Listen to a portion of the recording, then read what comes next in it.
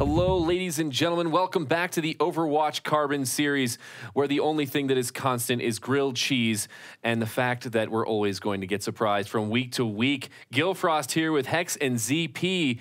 And boy, it's been a nice day today. I hate to rain on maybe other areas of the country's parades, but it was 75 today here in Denver.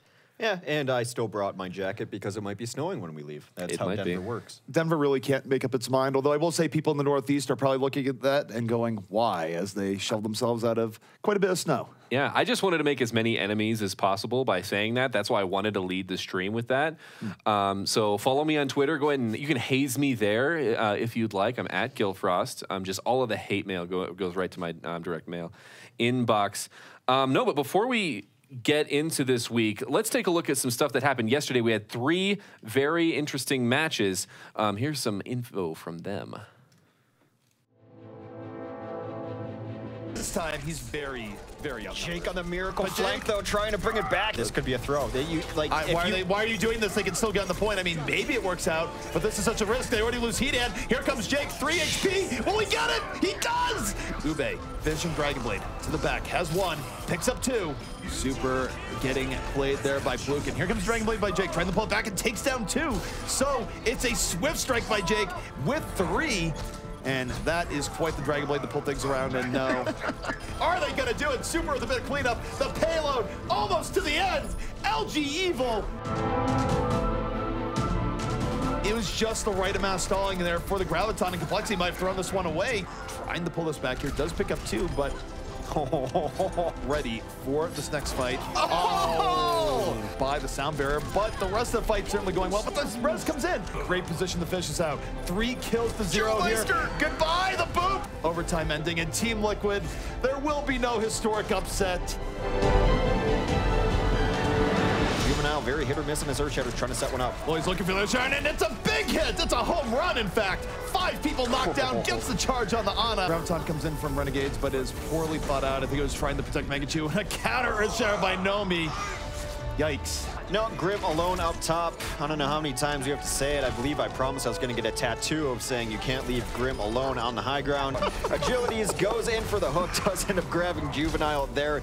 This is cart time, but look at this. They have 2 minutes to push, not even in overtime. Oh my God, Agilities, please. They have families. Not anymore. Not me, though. Here comes a grab, whole hog into it. With a lot of damage. They have the Earth Shatter falling through. Juvenile just zoning him out. Classy. You know, stays with it, but hyped. Fireworks in over the top, takes down 2. Attack visor coming in from Grim. Oh, he's getting poked down. It's not going to be enough. Renegades now on the payload. They do it. Some amazing matches. We did see LGE and RNG do what we expected them to do in finding victory. While LGL, they did bring it to a best of 5, 2-3 in that score. But the real big surprise from yesterday was Team Liquid 3-0ing Complexity. Not what we expected, but these have been 2 teams that have been a little inconsistent. Complexity, it doesn't surprise me whenever they lose like that because we've always said that they're a model of inconsistency. They had been showing better results lately, but it's not enough to say that they've righted the ship wholly and are not capable of losing matches like that. So they remain... Complexity's logo, in my opinion, should just be changed to a question mark. That's how they've always been to me. But to comment on that a little bit further, I do think it was a bit of a surprise because even though Complexity and Team Liquid have both very clearly been going through rebuilding over the course of the OCS, Complexity's had very solid contribution from their core 4, and it's let them give themselves a shot of still making the playoffs. And yet, I would say the biggest thing that came out is that I think their core 4 definitely had trouble yesterday, more so than anything else. And conversely, Team Liquid has been slowly leveling up over the course of things. And AZK in particular had a monster game that let them really put it over the top. And honestly, with a week and full of playoff implications, I'd like to say that things have solidified from yesterday and Monday's matches. And while to a certain extent, maybe the top end is looking a little bit more solid, the bottom end is looking almost as shaky as ever, especially with Liquid finding victory. And these teams are going to have to find something to cling to if going into week 5 and even going into today's matches, they're going to have hope to get into the playoffs. Well, we've got 2 matches coming up today, but before we get into those, let's take a look at the standings as we're going to want to know where these teams stand for playoffs. So LG Evil and Renegades have both secured their spots in the playoffs. And in fact, LG Evil, they're guaranteed that top slot, even if Renegades was able to pick up. Actually, no, I lied. If LG Evil loses 2, because Renegades does play today, technically they could tie, but the head-to-head would be where that comes down to. But the bottom half, this is where we're looking at some question marks, because underneath Renegades, everyone has a losing record. Immortals at 3-4, tied with Complexity at 3-4. Team Liquid with their victory yesterday, able to bring it up to 2-6.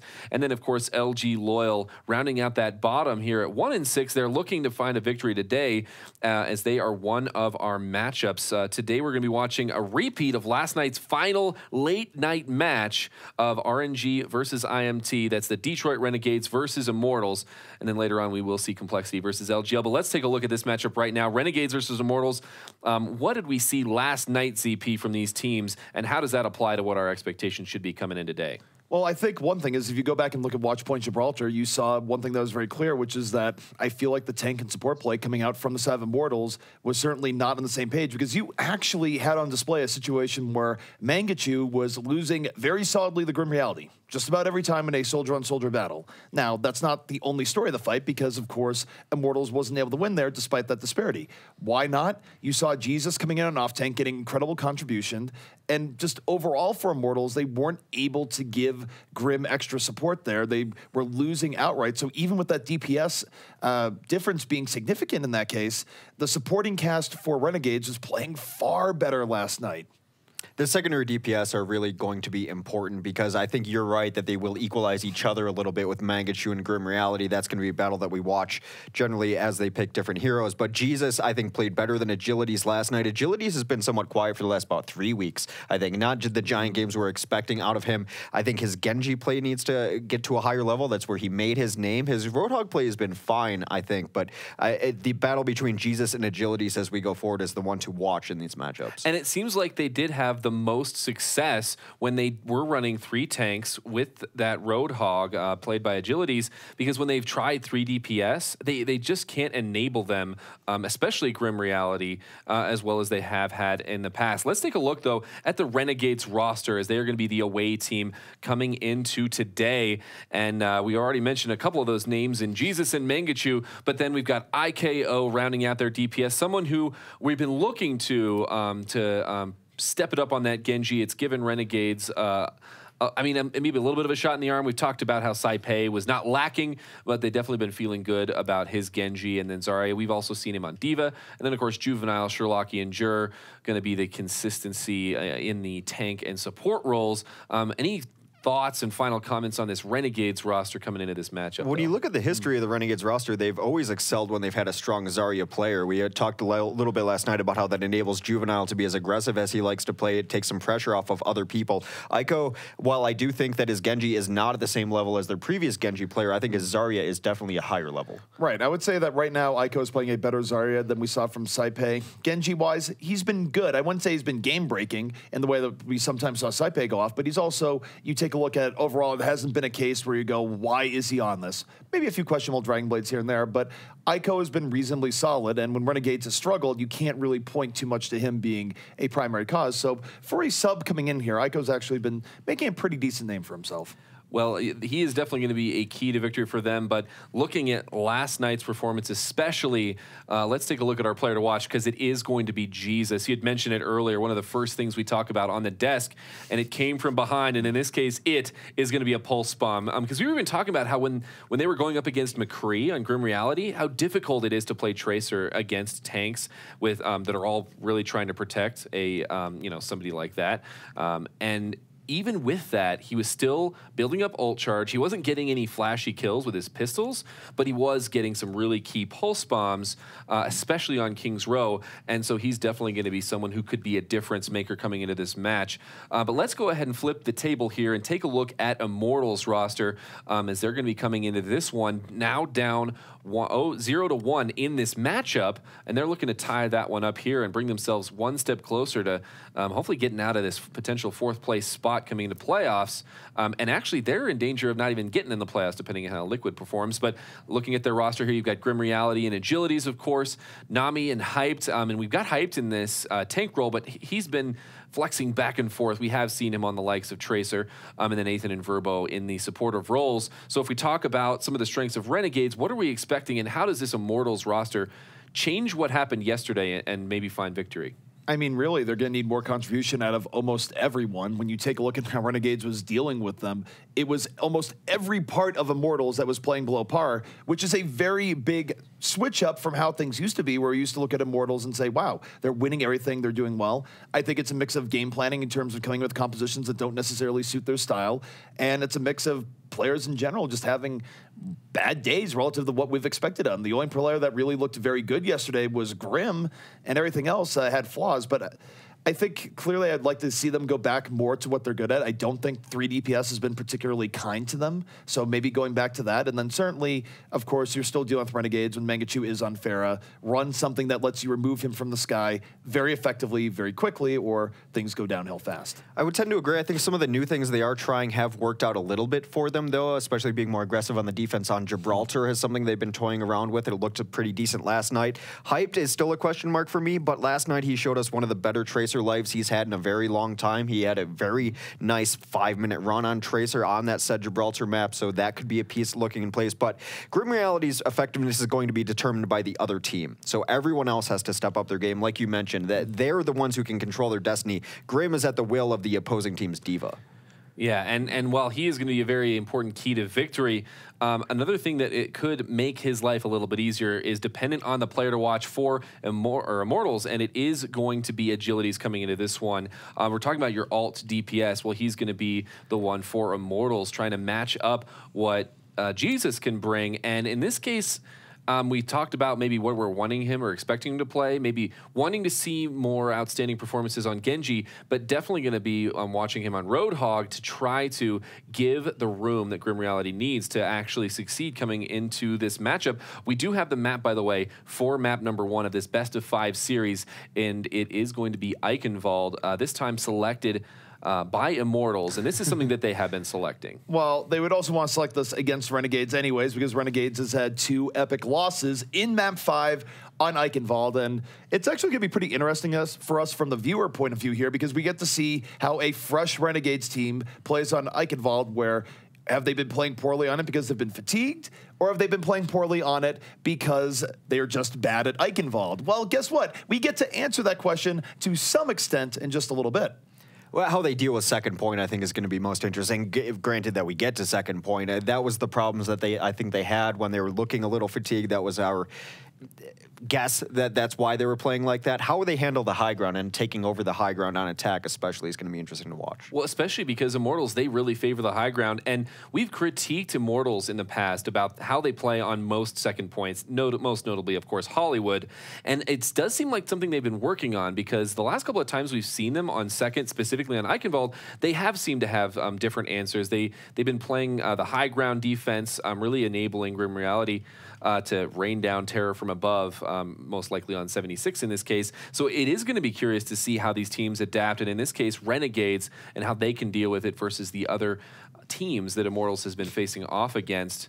Yeah, I mean, taking a look at the best of 5 series, do you think that having the home team advantage gives Immortals any kind of advantage coming into this one, as they lost their previous matchups? Well, definitely on Hollywood and King's Row, that they can go to Eichenwald first? Well, in theory, you would think it would give a bit of an advantage, especially because if you win first, then lose second, which isn't as much of a pick. You get your pick on Control, which is way more important now. Oasis is in play. The bottom line is, in theory, yes. In practice, it's been no, because home teams have been losing on their maps of choice. So I would, again, I kind of want to say yes, but I would say right now it doesn't seem to matter as much just because teams are not really consistently finding maps that they're very good on that they can practice. I would agree, and I think last night wasn't necessarily the map's fault why Immortals lost. They got outclassed on individual levels. They lost duels, 1v1s. They lost mechanical levels. So if none of that changes, the map is not going to be that big of a factor. That said, we are loading into Eichenwald, the war-torn, I guess, village from the Omnic Crisis. A lot of holes and roofs out there. You know, there's a lot of holes, but clearly there's a lot of patchwork going on as well. You'd think for a full-scale assault where you actually got into the back, you know, defeated some guy who might be Reinhardt superior, whatever's going on there. The actual castle itself is this weird mix of disrepair, but actually pretty well put together. So whatever they made it out of, it's pretty sturdy. I think they'd be able to fix it up if people would just stop breaking all the railings. All of Overwatch's laborers are busy in Numbani fixing all the railings that get knocked down every time, in Hollywood too. So see, exactly, this kind of wanton destruction has to end if we ever want to fix up Eichenwald. Yeah, and it's one of those things where, as far as it goes, the reason why you see teams break those railings, just for people wondering, are you just doing this for fun? No, they can actually block shots. There's definitely been times where I just know, even playing myself, where you're on something like a Widow, you go for a shot, it gets blocked by the railing, and it doesn't feel good. Now, you'd go, well, can't that break both ways? Probably, yes, but teams don't like dealing with that inconsistency for themselves, so that's why you'll see teams go around and break the railings in many cases. Can I just ask, is wonton a new nickname for railings? No, I'm just kidding here. It's a word. It is a word. No, like, why you have to put that doubt in my mind? I'm sorry. No, I'm sorry. Well, because I directed a Midsummer Night's Dream, and one of the actors said Terrier Rash Wonton, and well, it's just pronounced Wonton, I think. And Wonton? Okay, Wonton. Imagine this if you... It's such a...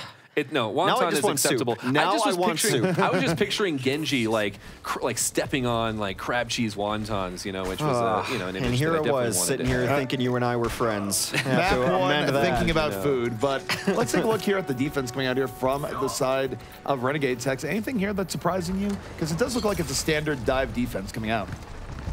Defensively, no, nothing all that surprising. Mangachu on 76 has been underwhelming, though, so let's keep an eye on that as we go forward. The dive defense is in full effect. See where they want to hold up. Grim on the other side will be on that 76 too. Agility's on the hog, looking for these early entry kills. They're giving up a lot of free space here, ZP. And what we're seeing from Immortals, too, is that Immortals are just able to get in very quickly. That Winston leap, perhaps not what Juvenile is looking for, gets slept and immediately isolated. 2 kills here from the side of Immortals, and this is just going from bad to worse. Immortals coming in with new life, perhaps, but I just think the initiation coming in from the defense was not what you want from a dive-based defense. No, surprising to say the least. He comes in over the top, does not get any of the support. A solo dive is not what you want to run when you're running the dive-based defense right there. They will grab this first point in spectacular, quickly fashion. I really do like the matchups that are coming in here, though, because I'm not sure you'd want to run the defensive hero too often, and yet I feel like Mangachu would be having a much better time if he was on Roadhog here, because he, on the 76, it really did not work out very well at all last night, and that's the kindest way it can be put. I mean, shoulder tackling 76 is not the ultimate strategy. And he goes down right here, ends up poking, gets caught by Agilities, falls immediately, and Immortals now going to have a great opportunity to push us forward, and Renegades, again, kind of giving this away for free. Jesus doing the best he can to try to pull it back. It's a pulse bomb. He's in the back lines, but no kills so far for him. And yeah, you can't die that early as a 76. That is one of your largest high ground presences now off of the board. Sherlocki will end up going off the edge himself. Grim Reality taking control of this high ground.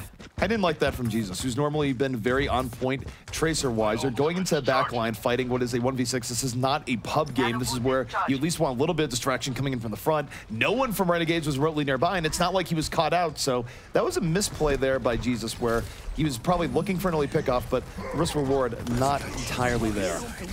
Well, they've gotten a lot of free push. Mangachu comes in over the top, though. Tactical Visor with the nano boost on him, looking for some targets, finds a little bit of damage there. Grim, Eighth, and Nomi all go down eventually. Agility's trying to even it with Sherlocki, but that should give the defense some room to stabilize here. And that's one thing about Eichenwald that we're seeing right now is that you have nano visors coming in, and because you can come in from interesting flanks, from the high ground, it's actually difficult to protect yourselves from that as effectively as you might want. And they're able to leverage that to take that team fight relatively quickly. Agilities will take down one of the tanks early, misses his pulse bomb stick there, so the Reinhardt will stay alive as both teams face off. Here comes another visor. Well, Nomi get away with the line. Grim Reality taking a snooze on top. It's a great sleep dart to remove him from the fight early on. Ico, of course, sleeping in turn, but now he might be going to the back. Dragon Blade is ready, but I don't think he wants to use it here. There's so many of Immortals that are already down that I don't think they need to invest this. I think they can get ahead on ult economy here and go from there, and that's exactly what they're doing, Hex. Yeah, he's fine. There was a bio grenade that came down there, so he's just going to dash through a couple of targets. Agilities has been the last one to die a couple of different times, roaming up top on this Roadhog, but after the very early offensive aggression came out from Immortals, rather, Renegades has absolutely stabilized, now in a good position to take this high ground back, now diving back in. They are diving back in. Jesus able to take down Ivan very early on here, and now suddenly from Immortals is kind of falling apart in how they want to initiate here on second. They looked like there was practice in the beginning, but here we go. We have Dragon Blade coming out, and Ico getting very little from it, but this is so aggressive from Renegades. I think they're throwing good money after bad. Graviton comes in here from Immortals, and Nomi right there with the fall through. Gonna be taking down 3. And even though the defense will be able to fight one more fight here, X, they're going to be giving up most of the rest of second because of this. They did force a sound barrier. That's when things were looking kind of even. They were back backcapping this entire time. They had Lucio gets it back. There might not be another fight. No, that's some big. nice pressure there. They were able to clean up. Juvenile will come in over the top on the Winston, though, to stall it out. Now the kills are coming in. Mangachu and Ico combine for a couple. A reflected whole hog will take down Agilities. Ico brings this back for his team on the Genji. That was much closer than it should have been. Normally, that'd be a case where you have a really set up second fight, but because you had Jer sneaking to the back line off of that very aggressive dive defense, there was a possibility that they could have gotten that for free. It was within about, I would say, 3 seconds or so. Very close indeed. That's one way to counter a very aggressive defense who's sitting outside of your spawn. We've seen backcaps like that happen before. A giant hook will hook in Jesus, but a sleep dart will save his life. The Earthshatter goes down, hits no one from below. Does not hit what they're looking for. Meanwhile, Jesus in the back about to get a Pulse Bomb. He's in great position to pick off an Ana here. Now the Pulse Bomb is up, but Grim, Tac Visor comes out, just cleaving through the front. Jesus might have missed his opportunity. 5 kills coming in here from Immortals, and Jesus going to fall immediately right after. So it's interesting how ultimate timings can affect things there, because if he had Pulse Bomb up, which would have been another 5%, he had a great opportunity to take down Ethan before that fight even began. Right. Well, look who's coming to the party. It is hyped on his Tracer. Speaking of Pulse Bombs, he has his ready too, perhaps trying to carry on the momentum that he got last night on the Tracer. Some of the best he's looked on it in recent memory as they get this first push through the castle. 4 free door will shut behind him as they take first bend, setting a pretty quick pace here on the offense. The offense has definitely recovered. It was looking a little bit dicey on second for a while, but Renegades now up to them to hold here on last. Jesus coming in from the back, looking for this Pulse Bomb. Hyped already down this fight. Pulse Bomb goes down, but it comes at a cost. Doesn't kill anything, dies to Ethan. So 5v5, Immortals still has the ability to pull this back. Grim on the Juvenile, that was a very aggressive overcharge. So this is a little bit dangerous for Renegades, but here comes Mangachu. Another Tac Visor with Nano Boost coming on the way. Been using this a lot and getting pretty good success off them, but that one was pretty overly ambitious. The retreat does come in the right time. Their Agilities takes out Sherlocky too. They're swinging this back over as Grim comes in. Earthshatter goes down, does not take all that much over. That is a big Earthshatter by Nomi. Knocks down 3, and 3 kills result immediately from it. 5 kills here from Immortals, and Renegades down to their last opportunity to delay this out. They will potentially get a chance, but Immortals now really could choke them out, because you look at the back. Grim Reality holding on to the Tac Visor, and he's going to use this for cleanup with the sound barrier. Just going in on anything that's coming in, but counter sound barrier comes out here, gives a little bit of life to the defense, but still hard to bring back. 4 versus 4 on the point. May already removed from it. No one on Grim here in the back line, as Immortals just needs a little bit more. The Earthshatter will come down from the defensive. Reinhardt does not get much there. They squeak it closer to the cart. Still no kills on the defense, though. Ico will come in, takes down Nomi. That's what you need to start pulling this back. Still another Graviton will come out, grabs a few. A lot of blue on that cart there, ZP. They're going to be able to push this back. It was very close, but the problem for Immortals is that they were stuck there with about 4 people left, 2 people on, and even as they were able to kill those 2, the delay was sufficient for respawns to get back in there. 0.15 meters. I'm not going to even try to convert that. It's less than a foot. I believe if my math is kind of right, I shouldn't have even tried. Now they're getting a little bit aggressive. Have to be careful of the back cap. We've seen this map back capped before. They're trying to take on Nomi there, but that was rough. They didn't have a good angle, and now Nomi gonna charge back in, supported from the back. Pulse bomb out, hype, sticking Jer. 6v4 now, 4 Immortals coming back in, and you're right, they did get a little bit over-aggressive and going after Nomi now, and now they could very well pay the price. Agilities lands the hook. Doesn't get the fall through immediately. Mangachu still stalling out here as May, but everything going the way of Immortals right now. It's gonna be up to Jesus to try and turn this right back. Blizzard comes in, and the Pulse Bomb does take down Agility, so it's one pickoff, but when you have defensive respawns coming in, it can be big, but I'm not sure it's enough. Now that Jesus has gone down, Grim clears out the rest with Attack Visor, and the round completes for Immortals with a mere 10 seconds left remaining. Renegades seemed to really clutch on Mangachu when he had ults, were the only fights I remember them winning decisively. Tactical Visors a couple times, there was a Blizzard that came out late, but struggle a little bit. Mangachu bringing it back with ultimates, but that was the only time they looked really strong. The problem for Renegades when they run Mangachu on the 76 is that generally, not every fight as we saw, because there was one fight that went kind of badly, but overall Mangachu actually has pretty decent game sense on when to use Tac Visor, when to call for the Nano. The problem is that you don't really see him doing a whole lot in the interim when he doesn't have that power. It's his ability to play 76 right now is not that he's out-dealing people with the mechanical skill part of it and winning fights without ultimate, but he's making every ultimate high efficiency, which on some level is very important, but on the other hand, it's also hurting the impact he could be having with that character compared to people like Grim Reality that generally have the total package. Immortals does finish out their first attack, 10 seconds left in the bank there as we flip things around, and they will have to play defense instead. A little more tank-heavy composition it looks like they want to run out. I would be very surprised if Renegades does not run a Pharah here. Mangachu, his favorite hero by far. Well, it's also a hero that he is by far the best at in his entire hero pool, where his 76, clearly we pointed out some of the flaws, but his Pharah is extremely good. Yes, you do throw a lot of support behind that Pharah to make it work, but Renegades is often rewarded with Mangachu diving in, picking up 3, 4, sometimes even 5 or 6 kills with how good the engage can be. So this is something that Immortals really needs to game plan around and deal with. A lot of times it is Grim on that duty, but Grim is just one man, and he's actually the only real option for long-range pressure on Mangachu here. So hopefully for Grim's sake, he's going to be getting support, because I'll tell you this much, Mangachu certainly will be.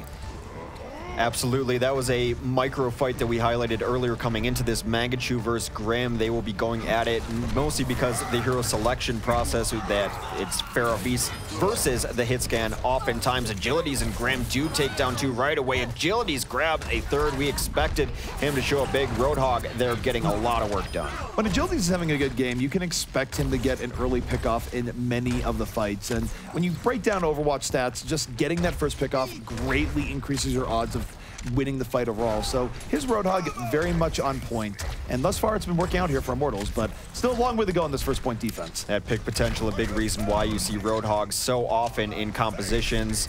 Fits in a lot of different places. Mangachu comes up over the top, trying to get some damage on. Will force the team back here, but Agilities again takes out Juvenile. No tank now for the offense coming in. They just backed up and laid in fire, and down goes Mangachu. Grim, so accurate, that 76 rifle, just immediately removing him from the fight. So thus far, they've actually been pretty effective at keeping Mangachu contained, and part of it is that he's approaching from angles where Grim has so much time to actually throw him out of the sky. Mangachu has an option of either going over the top and facing Grim's rifle or coming in alone on the flank. We've seen him do that before, get on the flank on the Pharah, but he doesn't have a combo with him, so it's going to be difficult for him to try to find the sustain. He comes up over the top again, eats so much damage on the way in. And I'm going to note there, you also had Athan really helping out. That's something that I don't think Immortals was doing as much before. It is out of the road playbook, but Jesus coming in, starting to open an opportunity, taking down 2. Now it's really going to be on Athan and Grim to bring this back, and Grim does have the nano boost on him, uses Attack Visor, takes Mangachu out with that, but the threat is not gone. Here comes Ico, Dragon Blade on the way, slicing into the building, looking for Grim. Zarya Shield stops him for a moment, but will he be able to get out? Grim is able to sprint away, but he's one of the few remaining. But so long as he's alive, he can heal up and come back in.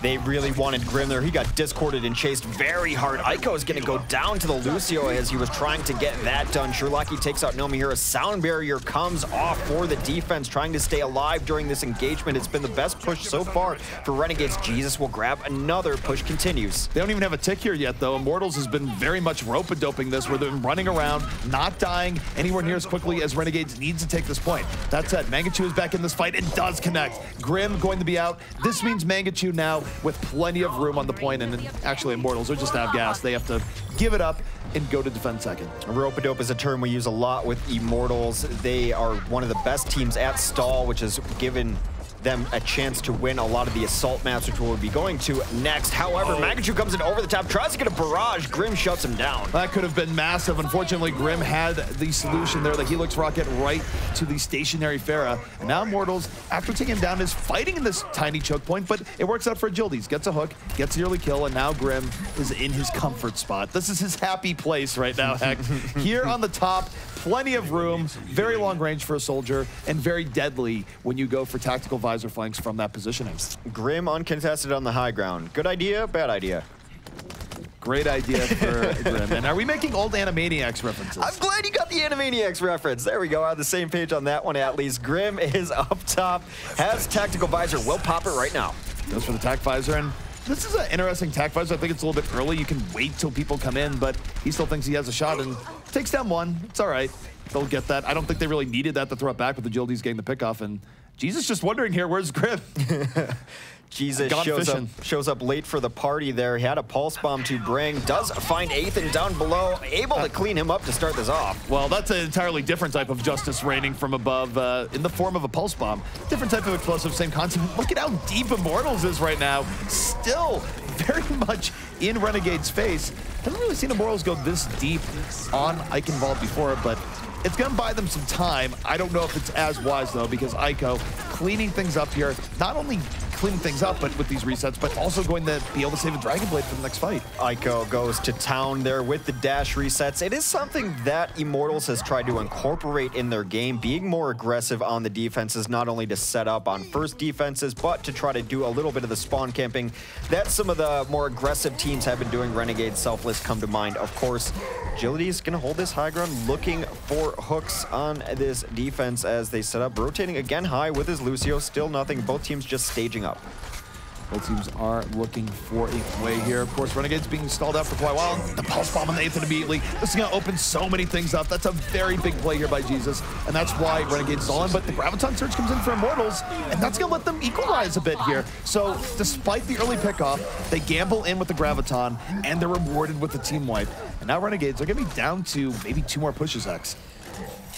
As you mentioned, about 90 seconds left on the clock. That will allow for maybe 2 pushes. It's going to be difficult. They're going to have to push into some ultimates. Grim Reality, most notably with Tactical Visor at the ready. Really the only catalyst they've had on their offense here, much like their defense. The best thing they had was ultimates from Mangachu. It's been Jesus hitting pulse bombs to really stifle these fights. Well, 5v5 right now going to the next fight. Juvenile is down, but Ethan is down as well. They've been doing a great job of taking him out of the fight, but they don't have the immediate fall through to take advantage of the lack of healing as Grim going off once more. No tactical visor required, just solid mechanical play, removing 2 players from the fight. And again, we're not really seeing this come out of Mangachu as much. He has to use tac visor for these kills, and that's been a big point of contention here between these 2 teams.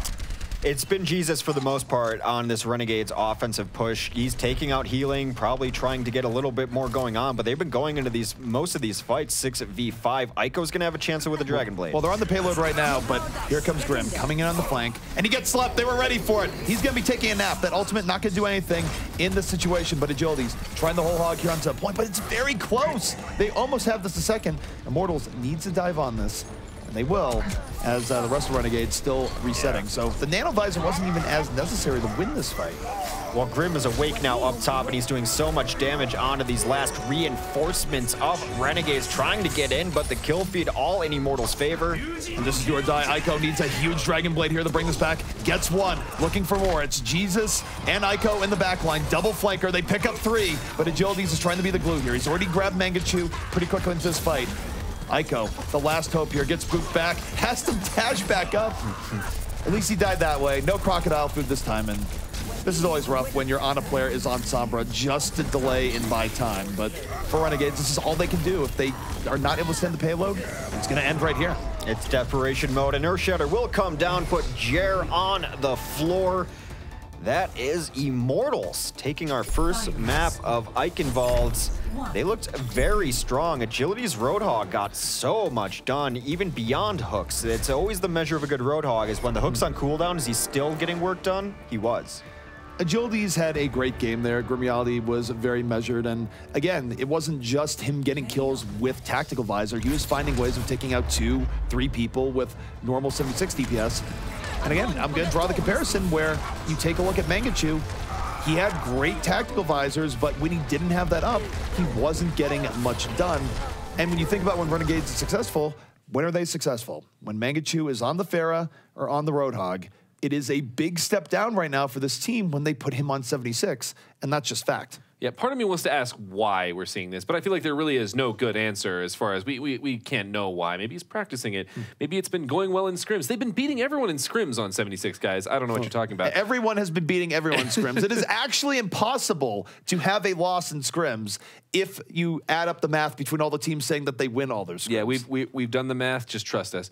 But yeah, that's certainly what it is. But I do want to ask that question is because we talk about Mangachu being really strong on Pharah, and what makes him stronger on Pharah, and what in specifically those strengths not actually ending up happening when he plays 76. Mechanically, they're just different overall. Mangachu's never been the person that we think of as hit scan, and that's the reason we differentiate between hit scan DPS and projectile DPS. A lot of it is predictive nature. It's a little more forgiving sometimes on projectile.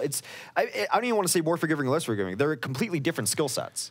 Overall in Overwatch, there are very few unicorns that can do absolutely top-tier projectile DPS and absolutely top-tier hit scan. Generally speaking, players are going to gravitate towards one end of the spectrum or the other. You take a look at a player like Shadowburn. Amazing Genji, historically. But you put him on heroes that are more hit scan or off tank, it's far sketchier. You look at a player like Taimu, one of the very best McCree Widowmakers in the game, also has a pretty good tracer at times where you see him on it. You know what? When he goes on the Genji, nowhere near as impressive. Or reverse end of the spectrum, you see a player like Tailspin who is competent at hit scan, but really made his name off of being one of the very best Pharahs in the game back in the day. The point is that generally speaking in Overwatch, you don't have too many players that are amazing at hit scan and amazing at projectile. And you look at Mangachu's favorite heroes, he's very much a projectile player over a hit scan player. And right now, I feel like Renegades is much weaker when they throw him into that hit scan role. We even saw him on Mei earlier, which is not something you don't normally think of her as a projectile DPS, but definitely mechanically projectile oriented. And then, of course, you really rely on his decision quality on Mei as far as walls and the other aspects of that. And as personally, I don't really identify with some of these skills as a hammer main. That's how accurate I am, is just swinging that hammer. No, but going over to IMT here, Immortals, we talked about their path to success being just all parties contributing, and it seems like they did that here on Eichenwald. It's now getting to the point where if you're playing against them, you have to decide who do we try to answer first, who we throw resources at, because Agilities has made the case that you can't do anything while he's alive on Roadhog. I think right now when you go against Immortals, I mean, it's a tough call, right? Because you know that Grim is usually going to be out and flanking. But I would say in between periods of Tactical Visors where Grim does set up flanks that can devastate your entire team, if Agility is on Roadhog, you can probably make the case that you need to find a way of removing him from the fight early on. What that means is probably using an Ana, use the Bionade on Agilities, find a way of separating him out, because he is very consistent at getting first fight hooks when he is on. And that was something that was a huge thorn in Renegade's side this entire map. Yeah, that's why I actually really love seeing him on that hero of Roadhog, because when you play Genji, you can make plays happen with those Dragon Blades every once in a while. And then other than that, you're contributing to plays with damage. And on Roadhog, he can actually make plays on a much more consistent basis, maybe on a smaller scale, but you could see how he was having an effect. We also saw a little bit of a split as far as focus from Jesus, because at times Jesus was trying to focus down the Roadhog, but as he was struggling to bring him down, we saw him moving over to Aethan a little bit more and trying to bring down Aethan. But then what ended up happening? Well, the rest of the team was actually falling. We do have our next map coming up here. It's going to be Temple of Anubis, selected by the Renegades. And how do we feel coming into Assault in general? And how do we think specifically about Temple of Anubis? Well, yesterday we had a very back and forth between these two teams on Anubis, and we had no actual result. It ended up drawing out. So I'm hoping that we will come to some conclusion here, but very back and forth. A little bit different styles. Renegades' offense was a blitzkrieg offense, very quick a lot of the times. Immortals' defense, especially stall defense, has been especially strong lately. It went very back and forth yesterday. There was no winner yesterday. Not sure what to expect on this map. Going in on this, I mean, even when you do have scenarios on a map like Temple Anubis where you get 4-4, you don't really know how second attack Anubis is going to go because sometimes teams are just very good on defense. Offense, not everything clicks together the way that it needs to. So you can't take that as an indicator that you're going to get another offensive battle again. I would love to get another offensive battle again so long as it ends in 5-4 as opposed to 4-4, but we'll have to see. I think it's probably more likely that we get a more standard 3-2, 2-1 finish here. Yeah, uneven score the dream, though. That's what we're looking for. We want to see one team coming out on top here as we're going into Temple of Anubis. And Renegades, they want to be that team coming out on top because they need to tie this series up. Immortals are up 1-0 in the series. It's already looking a little bit different than it was last night. Gentlemen, take it away here on very sunny and hot Temple of Anubis. Well, we are on Temple of Anubis, and this is a map certainly where, at least on the offense, Renegades definitely gets a lot more value in how they run things. They throw Mangachu onto the Fair a lot of the time, and they will be able to come in from very interesting angles. When Mangachu's on the attack, of course, he comes in over the side. A lot of different ways of approaching, very sneaky, but we will save that till next round because we're looking at the Renegades defense first here, Hex, and this is interesting. We don't have Mangachu on a 76 this time. Instead, he's taking up the mantle of Diva. Definitely a different approach, but you and I have both had questions about the effectiveness of his 76, so perhaps switching it up now. Onto the Diva, it's going to add 3 tanks into the mix, 3 traditional tanks, not even the half-tank DPS that is Roadhog. Mangachu on Diva, Aiko, Zarya, of course they're going to run Juvenile on the Reinhardt. The only sole DPS is going to be Jesus.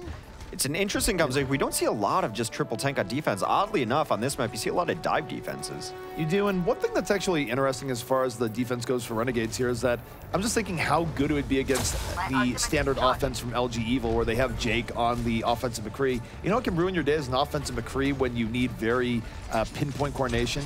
A Diva in your face with defensive matrix. Diva can ruin a lot of DPS days, but they're going right in now. Agility's trying to get some dash through. So far, it has been bloodless on the point as both teams clash together. Another dive in will demech the Diva. Aiko takes that out. Hyped is going to demech his counterpart, though, as well. Hype getting a lot of work done on Diva. Mangachu going to be first to fall here, perhaps a little bit too far up Diva-wise. Not able to get out in time, and now Agility's in the back lane. He's taking out Chalaki. The healing is not going to be here for Renegades, and that means Immortals almost certainly going to be able to turn this into a favorable situation. Their poke more effective because it simply lasts. They get that kill on the Aiko. Down goes Jer, and that's going to be it. A very quick take here from Immortals, who overall definitely look a little bit more impressive than we saw from them yesterday. Absolutely. I love the Grim on the Tracer here. He could open up this fight with a Pulse Bomb. It's generally the only ult you're going to have up after a push like that. Nomi very close to his Primal Rage as well in the 90s on percentage time. Grim creeping on the left side, looking for an opening. Going to go to this left flank. A little more measured approach here, perhaps waiting for Agilities to dive in. You want to coordinate those dives with this composition. Well, he's going to go into the Pulse Bomb. It's like, no, it was close. But it does mean that Juvenile gets to live, gets to get healed up. But for Grim Reality, still moving in here. Pretty aggressive from Immortals, but they lose Nomi pretty early on. So they're going to have to do this without a major tank. Agilities, though, here comes Dragon Blade. He's going for the cleanup. Has 1, gets 2, and this is a very effective Dragon Blade here so far. Going to end up with 3 before it's all said and done. So though they're down Nomi, it's very effective, and Immortals might be taking the second point with extreme speed. Agilities with the 5K. It is the Overwatch Carbon Series call-out comeback, as we say. This is the moment we ask if a player can do a good thing. They end up doing it. Agility's putting the team on his Cyber Ninja back right now. They go through it. It's been all Immortals in the kill feed. It's all Immortals here. They have Nomi's back in the fight. They have a full 6. Mangachu with the self-destruct does take down Agilities, but the counter self-destruct from Hype going to clear up the point even more, and that's enough to remove Renegades and let Immortals get this with very high speed. So far, this is actually mirroring a bit of what we saw yesterday. It's one of the reasons we focus so heavily on Genjis. Across region, it has been a Genji-centric era in Overwatch because of the ability of Dragon Blade and dash resets. Able to win a fight on a level that some heroes are not able to tilt that way, and that Genji play from Agilities proving the point right there. Very good, especially on assault maps. Well, for Renegades, yesterday I remember talking about them saying it was probably going to be pretty difficult to bring it back and they'd be looking more at a draw. Now, it was a draw in the end, but it was a far more exciting draw than I had painted a picture of. So today I'm going to reserve judgment and say maybe we will see both teams with very good offenses here again. I think perhaps it is a bit of a perfect storm where You have above average Anubis offenses with below average defenses, and that's causing this crazy back and forth. But Renegades still show us that they can bring today what they brought last night. Never know what you're going to get from Overwatch teams day to day. It's one of the fun aspects of esports. Casting and watching both, always willing to be surprised. Jesus, for the moment, queued up on the Widowmaker on this map in particular would not be a very large surprise if he comes out on it. What I like, though, is the Immortals on defense. Grim happens to be on his best hero right now. And if Grim has been watching game tape, if Immortals has been prepping correctly, they should be watching that back window where Mangachu goes through almost every time. Sometimes he goes to the front, but if you were just playing the odds, you can guess that 70% of the time he's going to come through the window that right now Agilities is right nearby. In fact, I would love to see Agilities just sit there and wait to hook him down because you got to think he's going to be coming in from that angle. 70% of the time, it works every time. Either Mangachu or Ico will be one to come over there. Rarely do they send no one over there. And actually, the times they failed on offense is when they did not go that way around. However, right up front come both of them over the top. Ico does dive in. So far, no damage done as they continue the poke back and forth. Mangachu's got to be careful. Mangachu right now is trying to buy distraction for the other flankers. You have both a Tracer and a Genji that have gone to the back line. Now that they've drawn the attention back, Mangachu's going to be able to come in through the front. So he doesn't choose the crazy flanking path this time around, but that might be to their detriment. Now 3 kills here for Immortals. Agilities cleaning up both flankers with that Roadhog primary. Now Mangachu, one of the last ones remaining, but he no longer has the distractions that keep pressure off of him. This is very rough, even for a player of the caliber of Mangachu. Ethan was taken out there early, Ethan rather, as that was the only pick this dive composition got. It seems like Mangachu wants to make his life very difficult. Ethan will go down again in the backline. However, Grim was able to take down the support for Mangachu in his Mercy. I think that's actually a very smart move. He knew that everyone else on the team was on the point, that Ethan was alone. It's going to work out, and it gives him a 65, so a very intelligent game decision. The barrage comes out, Grim Reality is down, and Mangachu actually goes down before he's able to get safely back to the skies. So Immortals perhaps can stall this out a little bit, but it is going to be hyped just about versus the world here. Is with his Reinhardt, but horrifically outnumbered, and Ico dash resetting back and forth. That's going to clean up the last few remnants here of Immortals, and should lead the Renegades getting this point. They will get this point. It's almost a compliment at this point when Mangachu solo ults you like he did to Grim in that last fight. That's just paying tribute to your problem. I'm going to use my barrage just on you. It's exactly what happened. Some ultimates coming into this. Resurrection will be one to watch as they have the ability to get very aggressive and bring people back to life. And I gotta say here, even though you're up against the Pharaoh, I don't necessarily like McCree here on this last point. The sightlines are not favorable. And oh, what a boom! That saved so many people. It broke his Deadeye line of sight. Wow. Grim gonna have to do this the old-fashioned way. And Mangachu, a little bit overzealous and going for Grim, ends up taking a hammer to the back of his jetpack as a result. So right now, Immortals certainly in a good spot to defend. They're gonna go for the res, but I'm not convinced that was a good idea. Nomi answers with an Earth Shatter. Jesus going to go down immediately. And even with the sound barrier coming out here from Renegades, it's matched by sound barrier by Immortals. And they're having a real tough time actually converting on any kills. Sound barrier not coming in quick enough to save a couple of lives. Very back and forth right now. Grim Reality's been pushed into this corner several times over, but still no progress yet on the point as it continues to be contested. Well, they go for the Graviton just to clean things up, and that is certainly going to slam the door in Renegade's face. They will not be able to take this point, at least not on this push. Oh, Grim doing his cowboy work, despite the Deadeye not working out for him early on, which had Mangachu dead to rights, knocked in the corner. He will have Deadeye up for this next one. Mangachu, who previously used an ultimate just to eliminate Grim from the map, will have his ultimate up as well. Ico will be one to watch. We talked about the importance of Dragon Blade on these last points in Assault in particular. He's got it going. Hasn't had the breakout Genji moment just yet in this tournament. No, not quite yet, and this is going to be difficult for them to really do too much with these DPS ults without support ults backing them up. Not impossible, but really require catching Immortals off guard with truly superior positioning. And as I say that, of course, Juvenile does not have truly superior positioning. Gildies takes him down immediately, and they're already down one, which has made this much more difficult. We'll see if they invest ultimates into it, but it's already fairly dicey.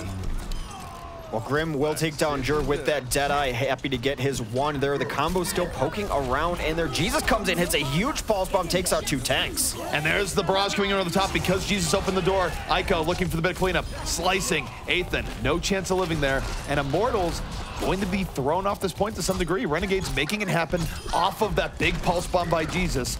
And now, Immortals have given up 2 ticks here already, or at least about to be 2 ticks. Here comes Nomi, dropping the Earth Shatter.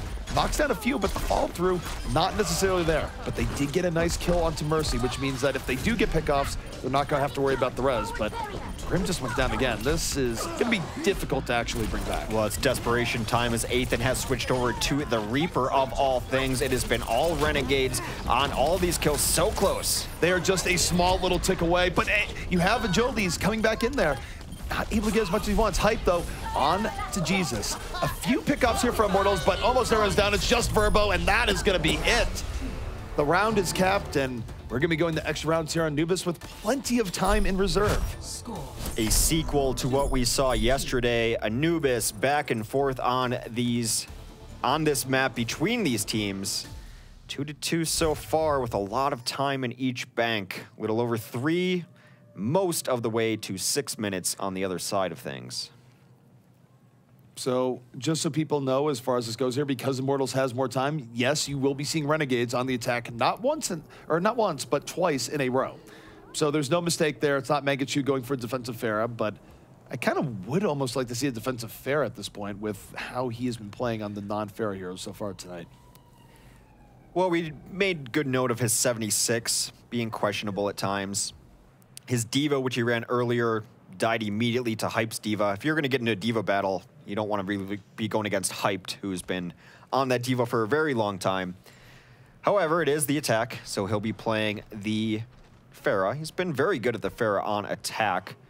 Most of the compositions are not changing up a great deal. Grim is going to stick on the defensive McCree. Well, just to break down how they ran that attack last time, and it was very interesting how they did that because they got one Genji to the left, they got a Tracer to the right, and once the flanking pressure forced people back, that's where Mangachu just came straight up the gut and went to land rockets onto otherwise distracted players. So I think a key here for Immortals who are going to defend this, they need to shut down one of the flanking routes early before they get them in that pincer setup.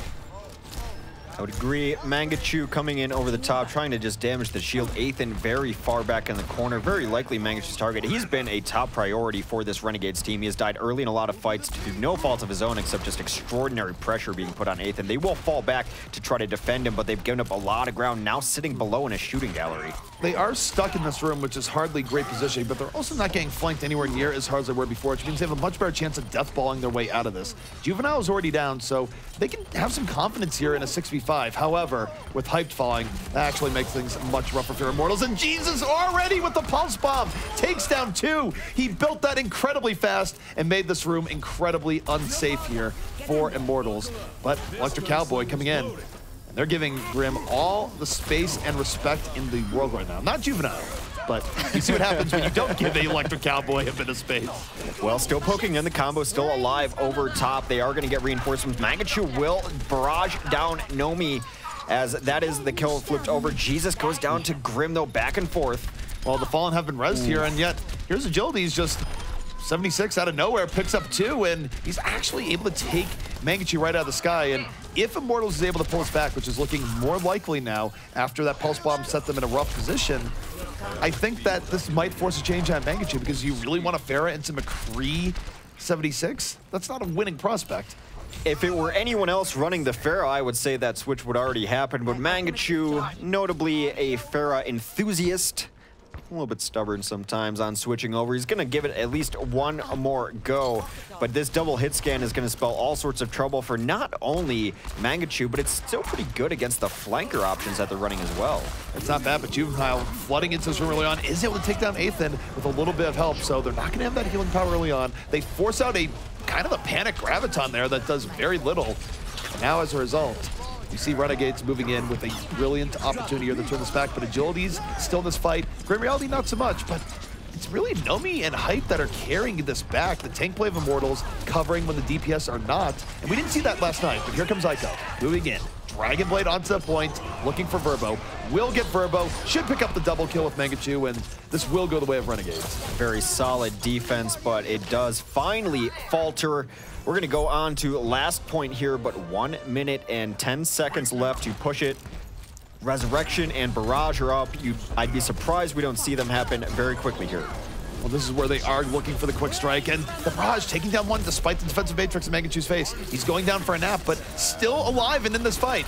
And grim reality, the Deadeye comes in, not only going to prevent any opportunity of an additional res, but gets Mangachu out of the fight as well. He gives his life for that, but for the defense, that is almost always a win because your respawns are coming back in quickly. Jesus still an X factor here, but I think even he knows that this fight is over, and they only have one more good fight left anyway, so no point in trying to stall that out. Yeah, it's a smart move to get out there because they will reset and try to get back in. That Resurrection unused last time as the Deadeye came out before it, so still look for that in this incoming fight. Juvenile will switch off onto the D.Va, a little more sustainable hero on this point for this last push.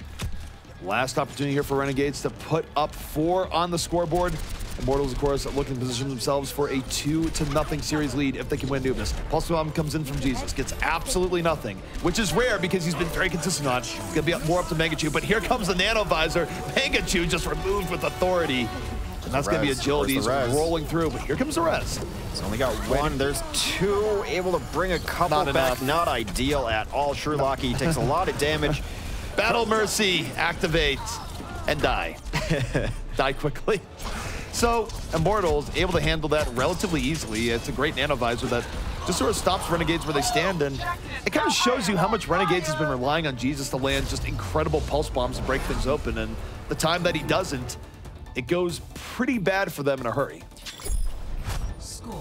Well, unable to complete the last push. That is 3 points on the board for Renegades. The path for Immortals to win this map now wide open. Just have to capture last one time, 5 minutes and 49 seconds to do so. And they could jump out to, I'd say, somewhat a surprising 2-0 series lead after Renegades 3-0'd them last night. It was a closer 3-0, but still 3-0 nonetheless. It is interesting to see how much can change from night to night, although I will note that 2 things. 1, Renegades clearly has troubles on Nike involved, whether it be map 5 or map 1, as we saw. Yeah. And part of it, I do think, is Mangachu on the 76. So it's a much better map for Immortals that we have not seen Immortals play Renegades on until just a moment ago. Second, we also have the part where Anubis was incredibly close between both teams yesterday. Really could have gone either way, and well, we are seeing it go the other way. Yeah, it stood in the middle of the draw.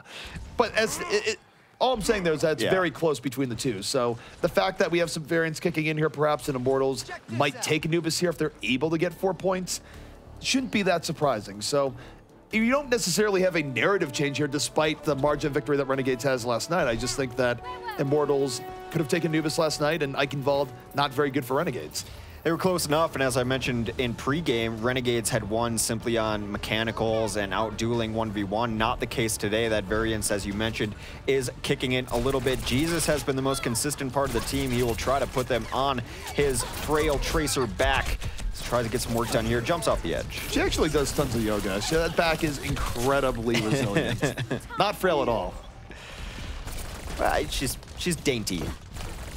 Well, what isn't dainty here is agility. He's moving in, dashing in rather quickly, taking down 2, and Renegade's already going to be hard-pressed to defend this. You have 3 people backing out, waiting for respawns, maybe a chance to come back in, but this is not very great here for Renegades. Jesus, of course, has been pulling Miracle Pulse Bombs left, right, and center, but this would be asking a lot for how much Renegades has been thrown off this point. They're coming back in. Agilities will find Sherlocky in the backline and separate him off. Not able to get that support that they need from the Ana. A couple had gone in. Now trying that thing better of it, trying to get out. Agilities has been everything they needed him to be today. He has shown up huge. He's shown up very big, and now with the extra bit of cleanup on the point, Jesus is gone. There will be no crazy pulse bomb. It's going to be a very quick take by Immortals, and they have 5 full minutes here to take point B. They know that the worst case scenario now is a draw. You can't be in a better position. Let's see if Grim is able to crack this wide open. Holding on to that pulse bomb. Dodges the hook very early on here from Jesus. And I don't know about putting Jesus on the Roadhog here either. With how good he's been on Tracer, I don't like the swap. It's not necessarily his favorite hero either, but Agilities will come in with the Nano Blade. The Graviton will grab two, but no cleanup there. Juvenile does take down Ethan. That is a big support out of this fight. Now, Agilities only grabbed one with the Dragon Blade. That was Jur down, looking for these dash resets. Now 4 kills for Immortals. A nice sleep dart deflect there as Immortals coming in very strong. There's a self-destruct for good measure. That's going to clear up the entire point as Renegades now already down 1 tick, down 2 ticks. Immortals moving forward, pushing them off the point. Next wave of stall is going to be coming in here, but they have paid it dearly here so far. They need to get a few more pickoffs to actually push them off the point. Taking down Agilities is a good start.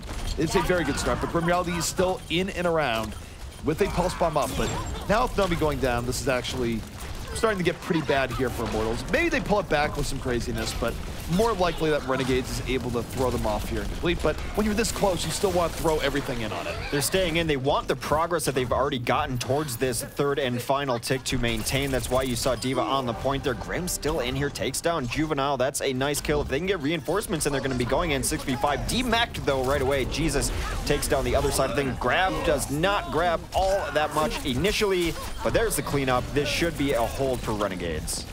Renegades is going to be able to throw this back, but they paid such a dear price. You really do want those extra ticks there as insurance. Now Immortals, all they have to do is they don't even have to win the fight fully, just win the fight enough, throw people off with the Primal Rage, and they will win the map. And you look at the time that's remaining here, it's about 3 minutes remaining. That's plenty of time to get 1 tick. You mentioned Primal Rage. That's how they got their first couple ticks. Really nice from Nomi just to knock people away from the point, making sure that their progress was counted and tallied up correctly. Grim does have his Pulse Bomb available here. Agility is so close to another Blade. I imagine they're going to wait for it. Maybe Nano Blade again. Maybe Nano Blade. Maybe Grim can open up here with a Pulse Bomb. And I'm going to note, by the way, Jesus is back on the Tracer, so he got off the Roadhog. I think that's a smart move for bringing it back. Agility, though, Dragon Blade taking down 1 early on. Into the back line, still slicing, forces them back into their spawn. And here's the problem. The D.Va self-destruct, they had to eat it. They couldn't get off the point. They would have lost. That was a catch-22 if there ever was one. And as a result, Immortals on the verge of taking Temple of Anubis here, only needing a little bit more. It is panic time here for the Renegades. Every kill going the way of Immortals. And this could be over here in just a final moment. Defensive Graviton comes in, sets up the Pulse Bomb, and Jesus, in fact, off of that, now there's a chance that Renegades pulls this back. It was small, but they get the final 2 pickoffs that they need, and they're gonna push it back, and wow. So close, but so far away is Immortals. Still only 2 of the 3 necessary ticks cashed in. 2 minutes left on the clock. I feel like every time we're setting up for a fight, Grim's gonna have his ultimate. Agility's 65%-ish, but maybe we'll have it during the next fight. And the thing about Grim here is that how many times can you expect him not to get a early pickoff? Because he's been having a little bit of trouble with it, but if he takes down 1 or 2 early on, it's big, and right there, he just goes for the easy pick on the Juvenile. Here comes the Sound Barrier, big advantage, 3 unanswered kills and 3 very quick kills for Immortals. So this is the push they need. Remember, they only need 1 tick here. They've taken down most of Renegades. Renegades has had some decent stall, but this might be mission impossible. It's going up here. Juvenile back into the fight, fighting against everyone, thrown off the point with authority. Mangachu and others coming back in, but this is very difficult indeed. And here's the self-destruct. It's pushing people off. Not there yet. Very close, but this is the delay for Renegade's life. Delay still coming out. Agility's trying to clean up the D.Va, who has D-Mech. They are so close to this 3rd tick. Sound Barrier comes out, though. Sherlocki, of all people, does out Genji. Agility's 4 kills. Renegades will hold again, barring a miracle from the side of Immortals. How? How in the world? That was 3 of the cleanest kills you will ever see. And yet, because they don't take out Juvenile when he comes back on the point in time, he buys just enough time to get the stall delay. That is incredibly rough here for Immortals. Now much more likely looking at a draw. We'll see if they can find a way through on their last attack, but now they have to go through Dragon Blade and Primal Rage, so it's gonna have to be even more perfect for Immortals to even have a chance of breaking this tie. Well, Grim has switched over to Reaper in a desperation for the last push. Does get some damage on there, but Juvenile in his retreat able to take out Nomi with the leap. Now already down 5v6, trying to take this last point. This is it. This is the final fight here, but Renegade's already in a much better position. They even have the defensive Graviton up. 4 kills, and Immortals out of gas here at the very end. And I got to say that normally I'll look at that and go, it's back and forth, could have gone either way. I am somewhat shocked that Immortals did not get that final point, and it wasn't because they were playing badly. That was just, I guess it was good stall by Renegades, but the fact that they couldn't even get one tick after getting 3 quick kills, that's something. Tough stuff indeed, and really the problem for me is I still don't know who's better on this map. After 2 days, all sorts of stages, we have a tie 2 days in a row.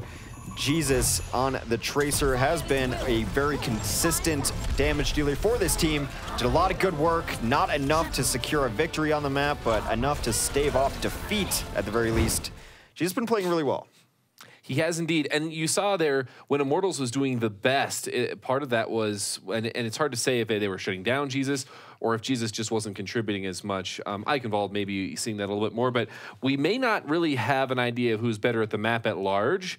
But based on the delays that we saw last night and the delays that we saw today, could you make a conjecture as to who's better at these epic delays? Well, overall, I would say, you're asking a delay question, but I want to answer the overall question here, in that I think that from what we saw today, Immortals was definitely the better team on Anubis. They had far more quality attempts on point B, and they were just off by a sliver, off by a little bit of stall.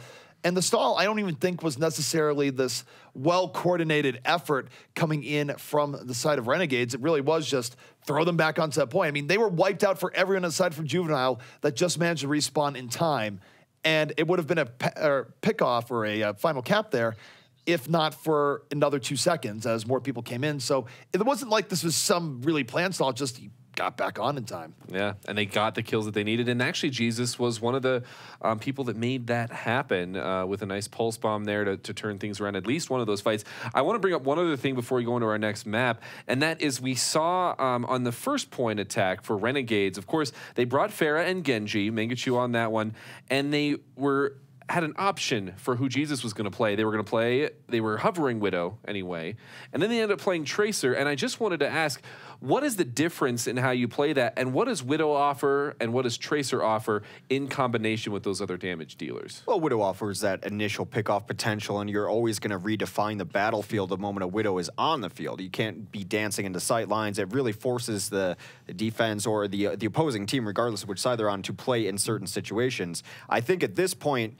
you're playing beyond the meta, which is a good sign for Immortals. Jesus is just, or rather, Jesus is playing so well for Renegades on Tracer that he should just be playing Tracer. He's been the most consistent part of that team. Even going back to yesterday, Mangachu has had moments, but it's not the consistent damage output that Jesus has been able to provide. I tend to agree, and man, when it comes to the Widow, I think the thing that's important to note is that for Widow, you are putting out this effectively invisible field of pressure, where it is very much constricting your movement in a way that very few heroes put on. So when you have a Widow in the front, what that means is that you're constricting the movement of the other team because they don't want to enter sight lines, which means that you're giving more options for the rest of your team to move around and decide how they want to engage, because so long as the Widow is up, if you go out into a point openly, which a lot of teams will in other cases, you're opening yourself up to get one shot or at least damage enough that other heroes can immediately take you out. She's essentially a map editor. I mean, her ultimate is wall hacks, and then she's able to just completely cut a battlefield in half. Well, and actually in that case, I really like what we saw as far as picking Tracer instead, because Grim Reality, he didn't want to be in sight lines. He was not in the open, and as they weren't playing the 76 the same way we've been seeing it, trying to take that high ground, they were just in the side room there trying to keep Grim Reality safe, so it did make sense to at least have the ability to get in there, apply some more frontline pressure, get some pulse bombs going, and I think that definitely worked out for Renegades. It was not able to get them the map win, however, as we do see another draw.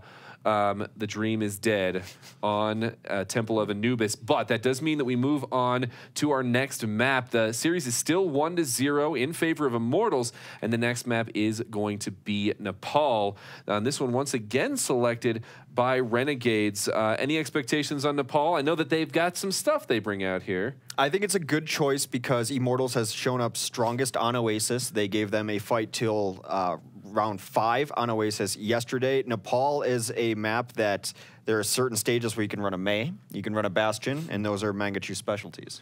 Well, you're also forgetting, if we're going to Nepal, how dare you? Hex, Junkrat, who I'm is so surprised. I don't want to get my hopes up. I don't want to get my hopes up and get him dashed. But yes, on Sanctum, Mangachu will run Junkrat sometimes. I don't want to make promises that Mangachu because I might think not last keep. time we didn't see Junkrat, maybe. No, I but think we have seen him on almost every time they've been on a ball. Generally speaking, he'll run at least once. There's been times where he'll run Junkrat and Sanctum, and then if you get a second Sanctum, he won't run it because he figures the other team has dealt with it enough. But this is a control map where Mangachu has plenty of pocket picks, perhaps much more so than the other control maps in the pool. Well, speaking of pocket picks and speaking of Mangachu, those of you who watched any Overwatch at all can see where I'm going with this one, even without the overlay. Mangachu will be on Pharah, our first stage here. It's been a stage with mixed success on Pharah for Mangachu, as sometimes he goes a little too far, takes himself out of the fight, but that micro battle will continue as Grim Reality has queued up one of the hardest single hero counters to Pharah in McCree. Well, the interesting thing, you say single hero, but when Pharah is protected by Mercy, you definitely need more than the McCree in the equation. It's not just, oh, you run a McCree, you take her out of the air. It's like, no, you actually do need extra support on the McCree to win that back and forth. But I think the key here is that we saw Athan more willing to use DPS on the Ana to take Mangachu out of the sky. If Grim and Athan combine on that really well, they can ruin his day. But this fight taking place very fast, no subtlety at all, no high ground war, in fact. But with Agility's taking down Juvenile immediately, Immortals are going to get themselves set up for a nice 6v5, and now Jer's down. So Renegades dive in over the top, not quite what they were looking for. Getting bullied into the corner, Mangachu laying all sorts of damage, does finally hit the rocket onto Agilities, but there goes his pocket healer, Sherlocky down, Jesus down, and Mangachu quickly follows. Immortals in a very aggressive first push here, able to take control of the point. And this is actually very problematic for Renegades because this is one of those points where if you're trying to come back in as a Pharah, Grim Reality now has the high ground in the middle. A lot of good vantage points for dealing with you. Same with the Ana. So Mangachu has to be very tentative about how he comes in here, which is not the same when you're holding defensively. But we do have the D.Va in play here for Renegades. He's going to clean things up a little bit as Grim under all sorts of pressure. Jesus in the back. Pulse Bomb connects. But there it is. Grim Reality on the double team finally goes down to Mangachu. Picks up 3 with that barrage, making it rather spicy in the very end. And they know who the threat was in Grim. They isolated him with multiple players, and as a result, they're able to quickly take this point. Spicy indeed. 2% tick on to the board as Jesus with the cleanup will take out Hyped, who was the last remaining member of Immortals alive. Very nice push. Mangachu yesterday, I praised him for hitting those intermediate mid-air rockets of 4 feet away in the air. It becomes so important to take down Lucio's, things like that. He hit those towards the end there. Hook now on cooldown.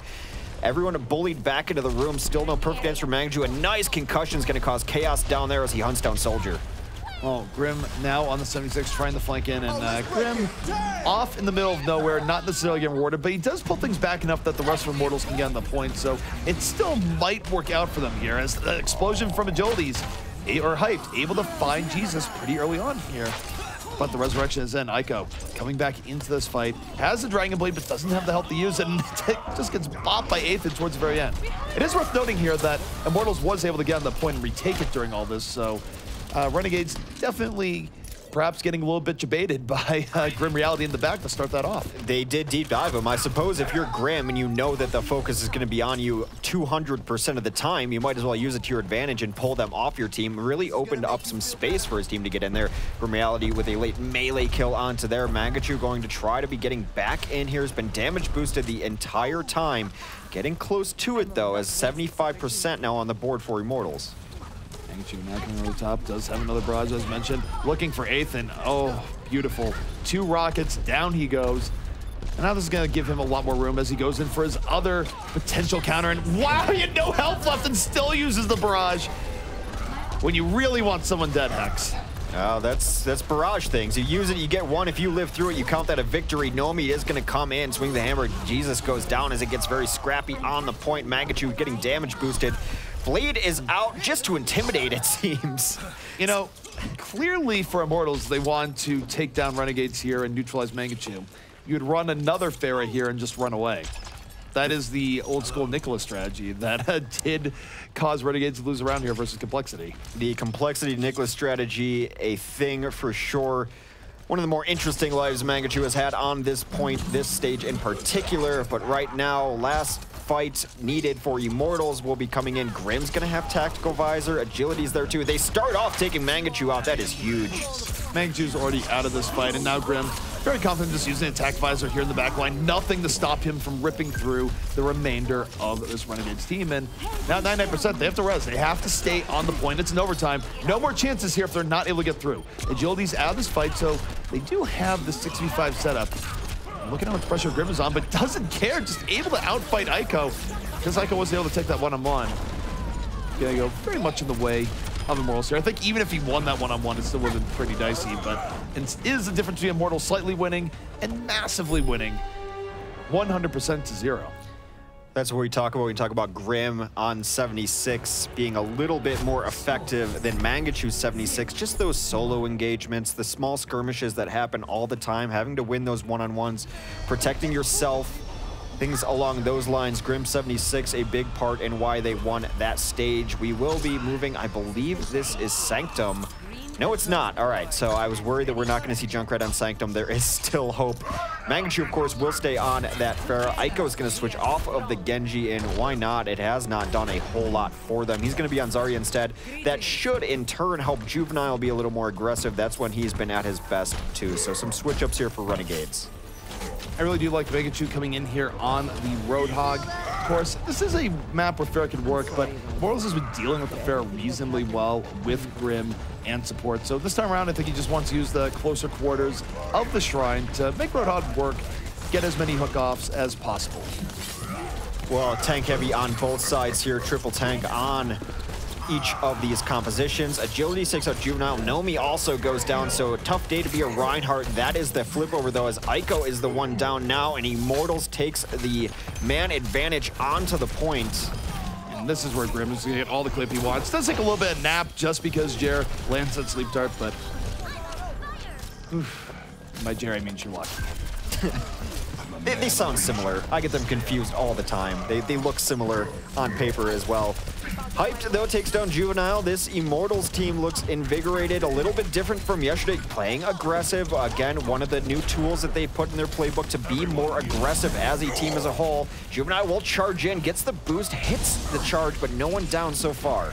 Well, it's interesting how far up Immortals is playing this. They might get punished. Grim Reality go take a trip to Terra Firma off of that Earthshower, and yet Agility's keeping Immortals in this. Hooks compensating even when Grim is down early in the fight. That's a lot of damage coming out there for a Roadhog in the middle, and Lucio coming to back to try and sneak cap, but that is certainly not going to work. And that's not even really adopting anyone else's style. No one holds up here. No one plays this far forward. This is brand new from Immortals, working out so far. Agilities finally goes down, so that is one of their big damages up front, but Nomi picking up the mantle, takes down 3.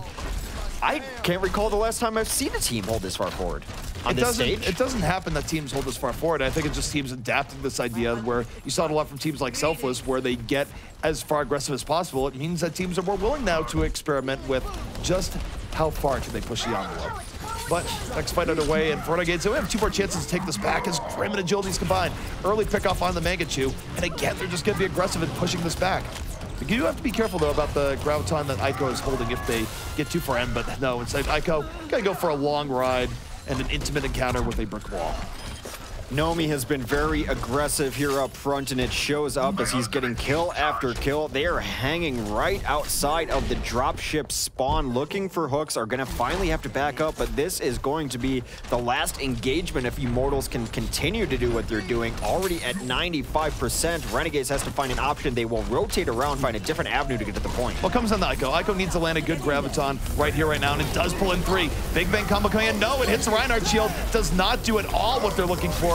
A rare pulse bomb whiff, in a sense, coming in from Jesus. It's a nice Reinhardt block, but damage still might have been done here as Renegades is coming out the side. They pick down 2, and Grim trying to bring this back, but I think if you're Renegades here, you just back out. You don't need to go for the miracle return. You can have 5 fights to find a way of bringing this back.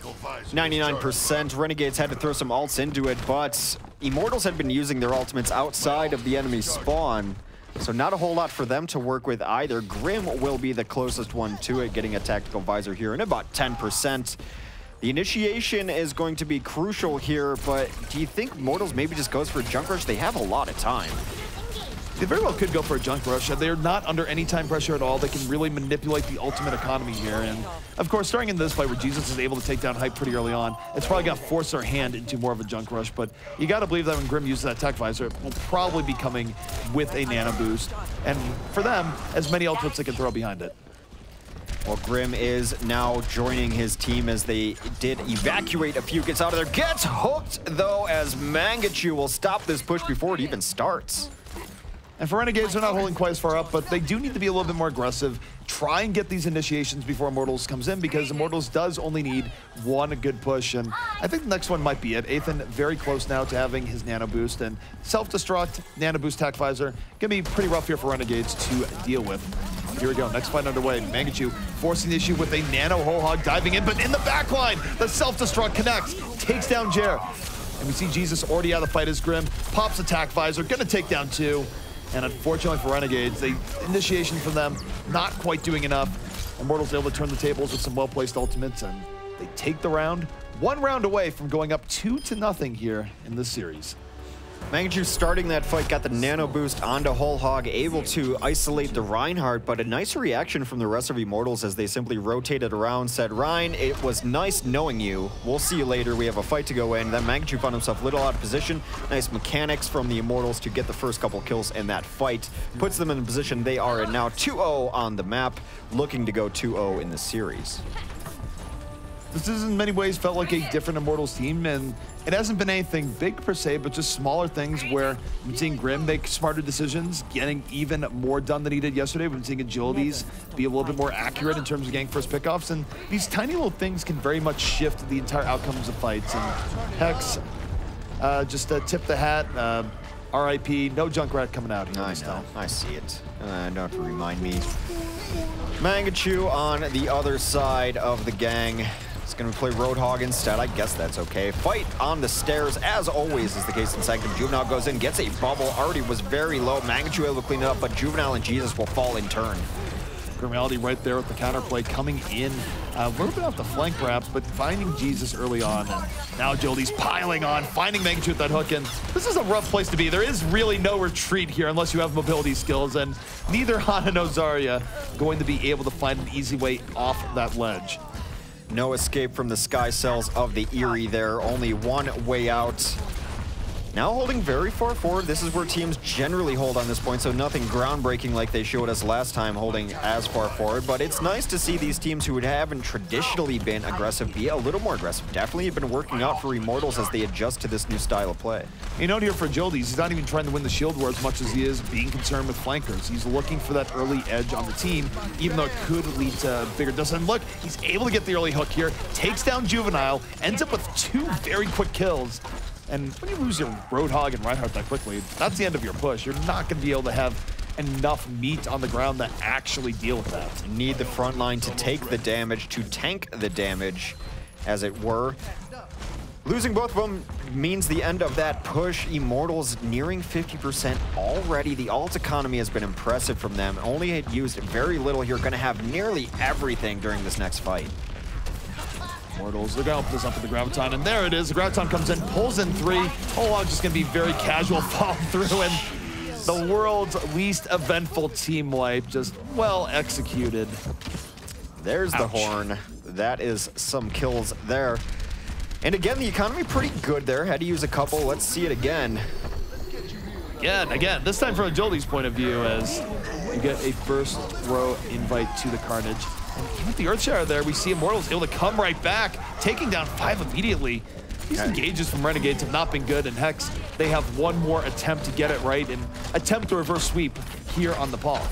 We don't often have the chance to praise them, but Verbo with the sound barrier keeping his team wholly alive there as we got the camera back onto a fallen Grim with little health. Verbo, the nice sound barrier. Everyone chipping in here. Last attempt for Renegades to bring this back. They have Grav, they have Whole Hog, need to use them here. Here comes the Graviton in from Ico. Is it going to be enough to fall through? And it is. Mangachu giving them a taste of their own medicine with his Whole Hog. It tastes their own management. That can be either good or bad, depending on where we're going. But Immortals able to hold on there because even as they killed 3, they weren't able to get people onto the point and delay. And unfortunately for Renegades, that's going to put them down 2 maps in the series.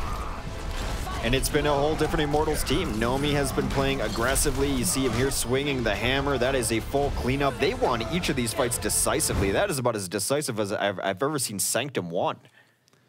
Yeah, no. The question I had was, what happened to Renegades? And what happened to Immortals? Because it doesn't even seem like it's one or the other. It seems like it has to be a little bit of both in this case with how different it is from last night.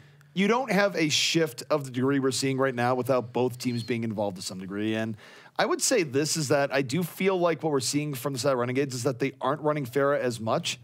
And when they're not running Pharah, they're really getting very little done. And even when they are running Pharah, which is probably why they're not running as much, what you're seeing here coming out from the side of Immortals is that they are running more things that deal with Pharah effectively. They're having better prioritization. So Mangachu's effectiveness on the Pharah has been a bit limited, but then when you're forcing him to everything else, it's making it pretty rough as well. But let's not just focus on one thing. That is clearly a key part, but Hex, you've of course looking at that. What else do you want to bring up here in terms of tank and support play?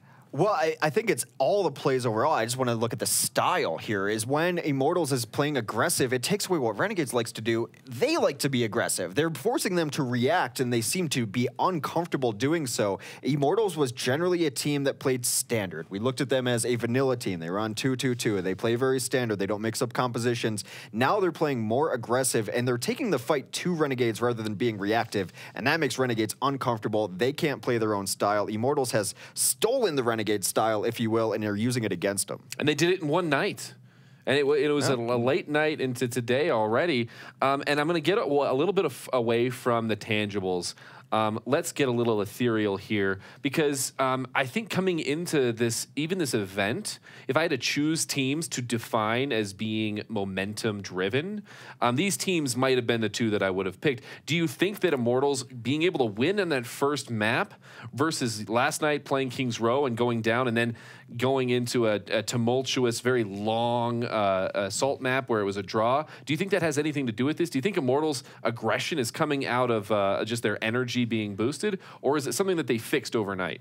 I think it's just there is day-to-day variance. I really don't think that there's too much momentum here because, I mean, really, you look at Renegades have just had troubles on Eichenwald, period. I don't think they're going to go full tilt because they lose on Eichenwald. Neither of these teams, I mean, Renegades has more of a reputation for fading late into a series, but I don't think they really have a reputation for tilting a la some of the other teams that we've seen in Overwatch. You could probably make that argument more for old school FaZe.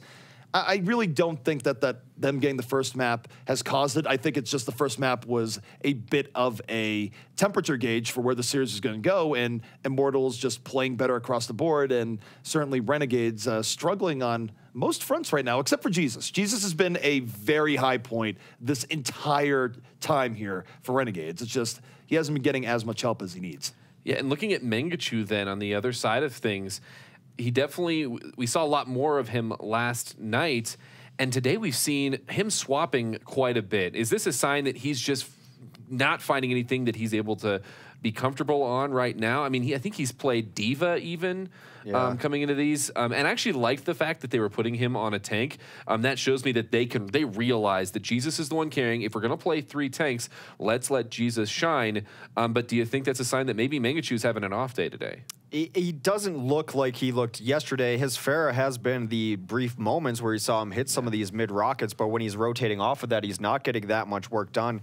And yeah, Jesus has been doing his job, but no one else has. You could go across the board on the other 5 here. Aiko has been, I don't even know if he's in game. He's been disappearing. Not a lot of work going on there. He's not being able to help out Juvenile, who's been dying early in some of these fights too. So I think across the board, the dominoes are falling for this team. Well, I'm glad you brought up Juvenile because I was going to touch on this a little bit as well, in that we gave Juvenile a lot of props yesterday. Because in the beginning, we went in and said, look, he's had issues. Sometimes he dies too early. Yesterday, when you took a look at him, it was very different. He had a much better game, much more disciplined. Aiko was right there with the support. It was far better. Today, it feels like more of a reversion to the mean, where whether it be his support in the back or him just over-engaging, whichever it may be. I mean, there's many explanations for why he's dying early. However, he is dying early in a lot of these fights. The engaging coordination from Renegades is not there, and it's letting Immortals do more with less. Yeah, most definitely. Well, we do have the next map. It's going to be Dorado. And by the way, it's definitely the opposite of what we saw yesterday. Immortals are up 2-0 in the series, and this is actually a map that they've looked very strong on in the past, but they've been actually going away from it a little bit in this event specifically. Are we going to see Immortals thrive like they have in the past, or is Gibraltar where they've been trying to live? Well, Gibraltar's obviously been very good for them, but I think Dorado is still a map they're extremely comfortable on. I really want to see what Hyped wants to play here. When they were best at Gibraltar, it was when Hyped was playing off-tank classes and things like that, particularly on second point if they get there. We'll see how they want to deal with that high ground. I think Immortals, you just have to look at it day to day. They're playing better. I mean, I know that's not deep diving analysis, but mechanically, individually, across the board, they're simply playing better than the Renegades are, and yesterday it was a different case. Couldn't agree more. And Immortals, this is a thing where even though Renegades is bringing Immortals to Dorado, this is always a map that Immortals, at least historically, it's been a little bit rockier for them into the OCS, but you would think that they're still pretty much okay with coming here despite some recent issues. And the reason why we've been seeing them more on Gibraltar is that they've clearly put more of an effort into scrimming the beginning of Gibraltar and trying to perfect the early dive defense. But I would expect Immortals to certainly come in here relatively competent, although this offense that they're showing here, Hex, is a little bit interesting. It feels like they're going much more ground and pound than we might expect. The interesting thing being that Grim is on the Roadhog. Of course, that means they only want to run one DPS. Agilities is their Genji player. He's played phenomenally today. Of course, we mentioned him in the pregame of let's see a little more out of his Genji, and it seems like we will get our wish. But this is somewhat standard for Dorado first if you just want to go. You either go very dive heavy, something like LG Loyal does a lot of the time, or you go meet on the ground, get through the archway, kind of slow push, which seems to be what they're going to go with. Defensively, Mangachu on the 76. We've had our questions about that. We'll see what he can get done. And for Renegades, this is where a big statement here would be to come out and get a first point hold here in Dorado. We've definitely been seeing more of that, but sometimes easier said than done. And Immortals, even though this is more ground and pound, they are getting up here relatively quickly. They're not taking as much time poking in and around, but now that the payload is coming up here, we'll see how they approach this. But you see the early hook attempt coming out here of Grim Reality, not going to land it. And the only reason why we're seeing Grim on the Roadhog here is because Agilities is on the Genji. And that means they prioritize having Genji here over anything else. Yeah. As Agilities does get a little bit of poke in, but this is traditional Dorado. That is a charge in from Nomi. He gets very low, but gets shielded. Hyped able to take down Jesus on the other side of things. That means the Roadhog is down, a lot more room to operate on the ground. 6v5 in favor of Immortals. This is an incredible start here for Immortals as Agilities gets them back, gets on the Juvenile early on, 6v4, and now Grim out for blood. Deep diving on the other side as Hype dives on his opposite side. 4 kills here for Immortals, and that's just not going at all well for Renegades. And I gotta say, Renegades is getting away from what they do well here. You're putting Jesus on Roadhog when he's had an incredible day on Tracer. You're putting Mangachu back on 76 when that was clearly not working yesterday and clearly not working today. This team composition for Renegades is just bad. Even on different rosters, Jesus on the Roadhog was never a great sign for whatever team he is on. Not to say he's a terrible Roadhog, it's not his best hero. I think you can get more out of him elsewhere. That was a slow, plodding, methodical push. Jesus could be a great Roadhog right now, and I would still want him on Tracer without what he's been doing here today, with how consistent he's been on Harass and Pulse Bombs. This composition is not playing the Renegades' strengths at all. For other teams, it would be great. For Renegades right now, it's not good. Here comes Agilities in over the top. Nanoblade now in play, looking for that little bit of pickoff here, and honestly getting very little, not quite the Nanoblade they were looking for here in the least, as you see Immortals still getting payload push here, so it's not necessarily the end of the world, though. They would have liked to have got a few kills off of that. They've been pushing the entire time. Juvenile will finally take down Athan, one of the few kills so far for Renegades this entire map. A Graviton will come down just to isolate Aiko. Meanwhile, this push has been going on the entire time. They have to come in from the deck. Juvenile charges and stumbles face first into the ground. That is a second push very easily taken as Grim lights it up. Renegades, please play to your strengths. Please change this immediately. This is embarrassing right now. They're playing their weakest heroes right now, and Immortals is punishing them with more authority than we've ever seen. This is almost world record time on Dorado. And yes, Immortals is playing well with Agility still able to get to that backline. Grim is adequate here on the Roadhog, but it really comes down to Renegades just not executing here at all. Mangachu, though, does have the Tac Visor, and we know he can get good value off the Tac Visor and where he looks for this, so maybe we get a stop here in a moment, but this is a stop that they've paid for with way too much blood. There's the Graviton coming in. They even Sound Bearer on top of it. So many ultimates used here just to clear that out. Sunbury did go off on the other side, so that is the trade that they're looking for. Dragonblade did come out from agility. He's able to get Sherlocky, but that is it. Finally, the defense stabilized by everyone mashing Q and praying. Dorado last, very difficult to finish out so far, as you mentioned, a world record-setting time as it appears. But right now, cleaning up the remnants of the Immortals push. Immortals staggering in here. Immortals is getting sloppy. Now, I think they were a little bit too hyped up over how quickly they went in here. Yeah. Now they need to back up, regroup, decide if this is the composition they really want here for last or not. Might actually like seeing Grim swap here to Soldier, but here comes Mangachu going in for the flanking tack visor. In over the top. He's able to take down Athan immediately. This should be successful overall, and it is. He takes down 2. Soon they get 3. And it's really hard to deal with a flanking tack visor from that positioning, but I would like to see Grim now go to a 76 or just something other than Hog. I mean, you can make Hog work there in offense, but I'd kind of like to see him on a comfort pick. Well, you asked them to play their strengths, and that's what they're doing now, being aggressive on the defense, holding further forward, making sure that they will get 2 fights in rather than 1. Very forward position for Mangachu as he's getting the support that he needs from his team. Gonna get some poke. Now might be the time to back out as the numbers start to switch into Immortals' favor. But this is definitely more Renegade style than we saw. I guess there's no style called being rolled over on the first 2 points of Dorado, but... Well, here comes Graviton coming in from Immortals. 3 people gonna get hooked in, and this is huge! Grim Reality taking down 4. The setup is big. Make it 5. Even gets the final hook on the Jer. That's the team wipe porn, and Renegades just got caught with their pants down. Now we'll see if they can actually bring this back, but Immortals in a very good position here to get a few pickoffs as Renegades tries to get back in. Here comes Agilities. Nano Blade going to be the finisher perhaps. Gets the backline, has 1, gets 2, and just deflects right into Mangachu. Beauty coming out here from Agilities. Though, still some defenders left on the point. Namely, we have Aiko, we have Jur, and they're doing a decent enough job to delay that we might have respawned to him, but Grim, bit of cleanup coming out here. It is just Lucio on the cart. Oh, look at that! Yes! Reinhardt removal service. Well, it was probably getting down to it anyway, but with some pizzazz at the end, removing the one person stalling out the cart with a counter charge. I always find those very amusing. Reinhardt, funny character, funny guy. Amuses me at the end anyway as they push him off.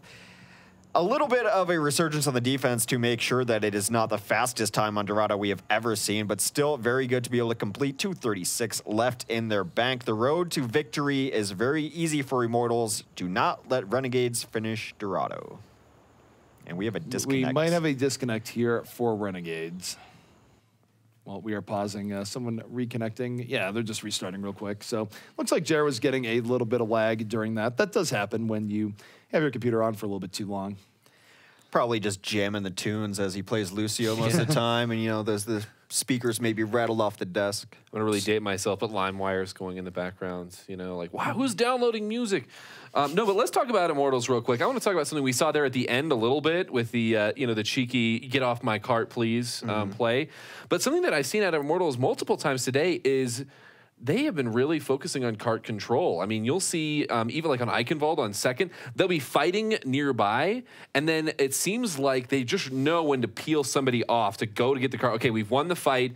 Let's get Lucio on the cart. And they did it really well there at the end as well because, you know, you can win fights, and that's going to help you get that cart moved. But you know, you also then have a little bit of a respawn time, and if you can take advantage of every second, they really utilized it. It definitely helps, and it was a pretty stylistic finish nonetheless. But what really comes out to me, and we'll go over this again at the end of the map, win or lose, but I don't understand why we're seeing Renegades go away from what they're good at. And it's kind of mind-blowing to me. You have Jesus playing so well on Tracer, a bright spot throughout the entire series, huge pulse bombs repeatedly, lots of pressure opening up opportunities, and you go, we're going to put that Tracer, we're going to put him on Roadhog. Let's do that.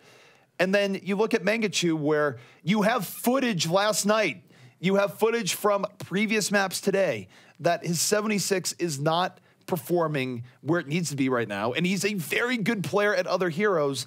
Why are you forcing this composition that you clearly are not playing very well when you have other things you can do that are much better in the moment?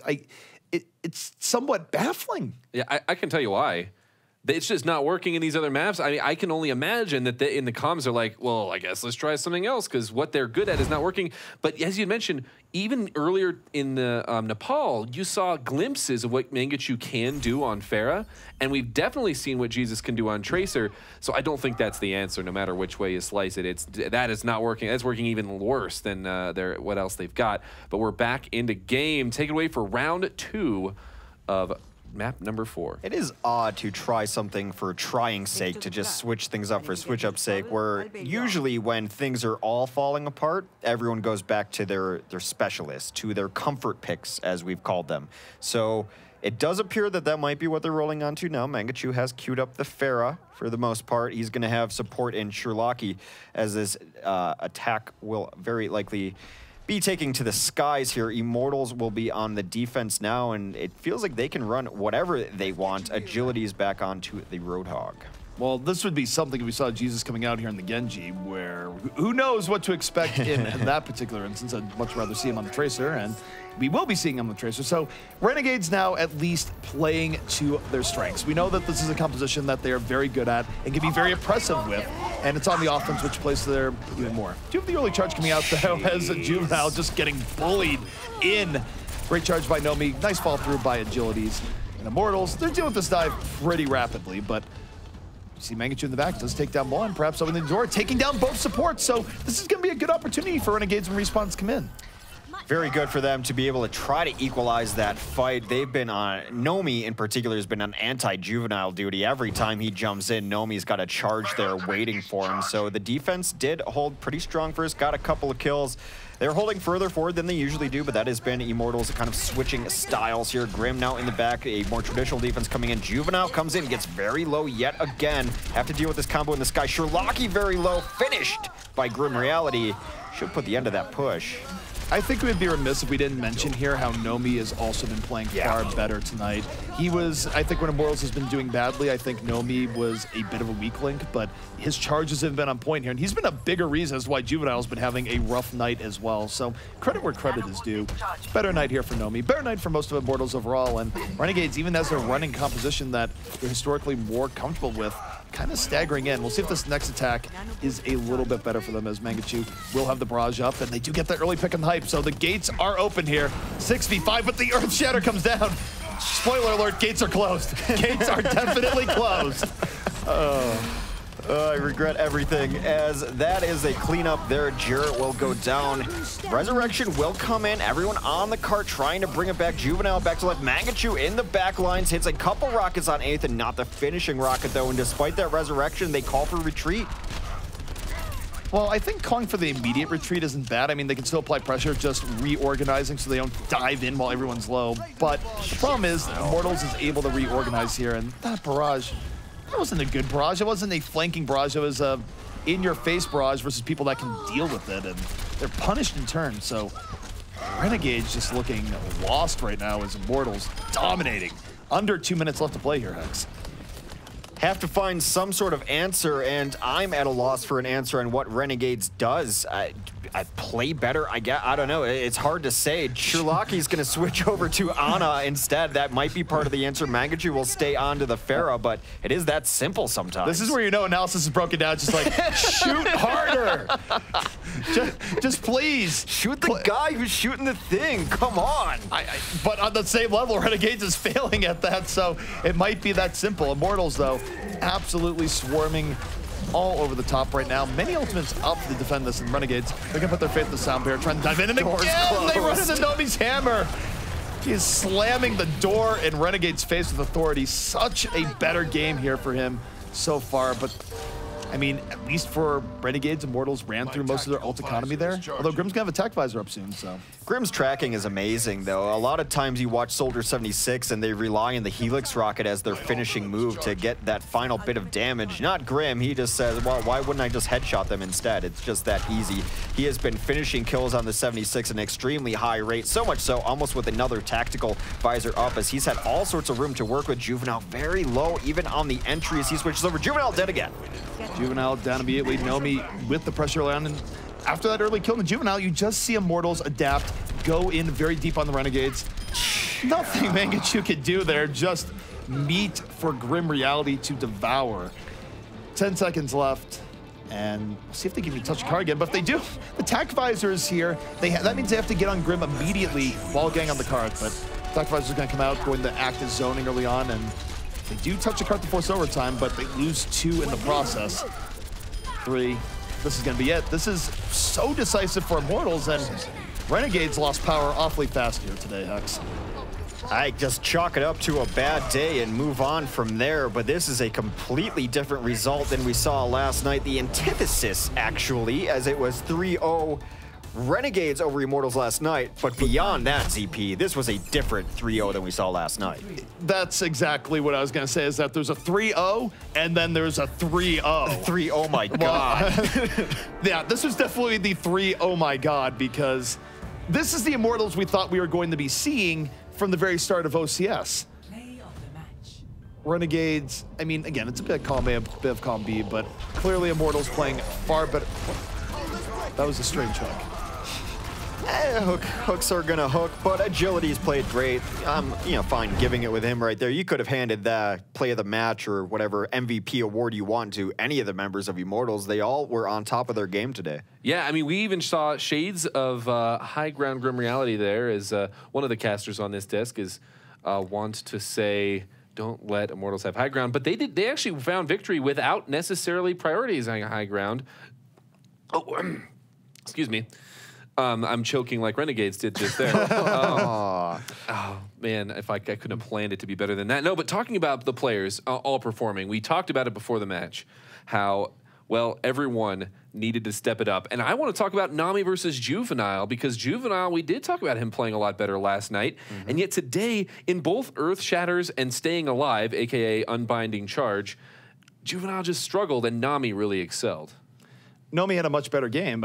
We brought it up mid-cast, and there's really not much more to say about it. You saw Juvenile go in, and he was getting caught by charges far more often. And for Nomi, who was really getting beaten up a lot in recent games, it was a big tick up. Everything on Immortals here went better. And for the record, by the way, Gil, if you're doing a choking impression of Renegades, you're only going to be able to sell it if you die on the desk, because that is how rough that was here tonight. Yeah. I think tank play is often a symptom of how a team is playing overall. It's the first and most notable sign if a team is playing well together, which is why we saw Juvenile play better yesterday, because Aiko was with them. He was getting bubbles. They were supporting the aggression. It seemed like everyone was on the same page. The Renegades team I just watched, I would not even want to be in their comms during that, because it would stress me out. I cannot imagine that it was a lovely environment. It seemed like no one was working together. Just based on what we saw, it seemed like Juvenile says, I'm going in, and no one is with them, and he's dying alone all the time. It did not look good at all. If there was a checklist for things that could go bad for a team in the span of 24 hours, because that's really what it is, and that's why it's really frustrating watching this, because Renegades played far better last night, is that not playing to your strengths, not playing comps that you are particularly great on, everyone almost collectively having a bad game at the same time, just all the things that can tank a team happened directly to the Renegades. And conversely, Immortals was playing far better on their own as well, and it wasn't just Renegades having worse performance. So it was a just combination of efforts from both sides to make this the 3-0 that it was. After that happens to Renegades, you don't scrim tonight. You call today off. Everyone take 5 hours of their own, reconvene tomorrow, because you're not fixing that problem tonight. I think you can only make it worse right now. You chalk it up as a bad day. You forget about it. You move on. You're still in second place in the tournament. And just so we're clear, if you take a look back at Anubis, you can almost make the argument that this was a 4-0, because even though Anubis was a draw, Immortals looked far better on Anubis and had far more convincing scoring attempts on the point B. So for me, in my head, this is just about a 4-0. This is really Renegades losing on every map rather decisively. rough night. It was indeed one-sided. And I want to touch on one final thing before we go to the break, because I'm excited to see what our next matchup has to hold for us. And that is when you're adapting in the moment, as you had touched on, you stick with your strengths. And they did not do that. And I don't want to belittle Jesus's skill on Roadhog, because he definitely can play that really well. But the fact that he has been carrying the team on Tracer both last night and today, and he was actually facing off against Grim Reality's Roadhog. And if you're talking about people not playing in their role, Grim Reality played so much better. And RNG, I think actually I like their adaptation at the end there to switch off of the Mercy, because at least you still have a strong Ana player. Maybe you're playing fair in a little bit of a different way. Those are the adaptations I want to see. Well, we brought it up before, and it's probably worth bringing up again in the final wrap-up here before we go to break. But I would say that Jesus was the one player who did cover himself in glory tonight. And my main complaint with him going the Roadhog is that his Tracer was so phenomenally good, so much so in keeping Renegades in it more so than they probably should have been on maps, that when he's playing that hot on Tracer, and we know Tracer can be played viably on just about every map, you can take a look at how Rogue did it in the last OMM, there's really no reason to pull him off Tracer. Even if you think Roadhog is theoretically better, that Tracer was far too hot to switch. I will always associate Jesus on Roadhog with a team that is struggling. It goes back to the days on Kingdom, where there was a day where Connor J couldn't show up. He was the Roadhog player who they'd been dominating with. They had to move Jesus over to it. Jesus wasn't thrilled about the switch, and they struggled ever since then. And I think you see it there. When they're really desperate for answers is when you put Jesus on Roadhog, so it's a sign that things have already gone bad, and you're not going to be able to flip that around. I don't quite understand it, but that's how I will always associate. Jesus on Roadhog equals bad. Well, I really need to see this Renegade squad under pressure, because, I mean, maybe this is the equation. We asked, well, are they bad in these late matches? Or maybe it's that when they're starting to feel the pressure come on, they just don't know how to deal with it. And yeah, I mean, I guess we'll have to see, as they are going to be playing a couple more matches left in the Overwatch Carbon Series. But let's take a look real quick. We're going to be looking at Complexity versus LG Loyal next. But after this one, Immortals picking up victory. LG Loyal and Liquid, they got to feel pretty bad about that, because their playoff hopes there was one nail in the coffin for Immortals finding victory there. And honestly, Complexity, they're going to be looking for victory here in this next one to put one of the final nails in that coffin to solidify their spot, as well as they want to tie up Immortals 4-4 in the Overwatch Carbon Series.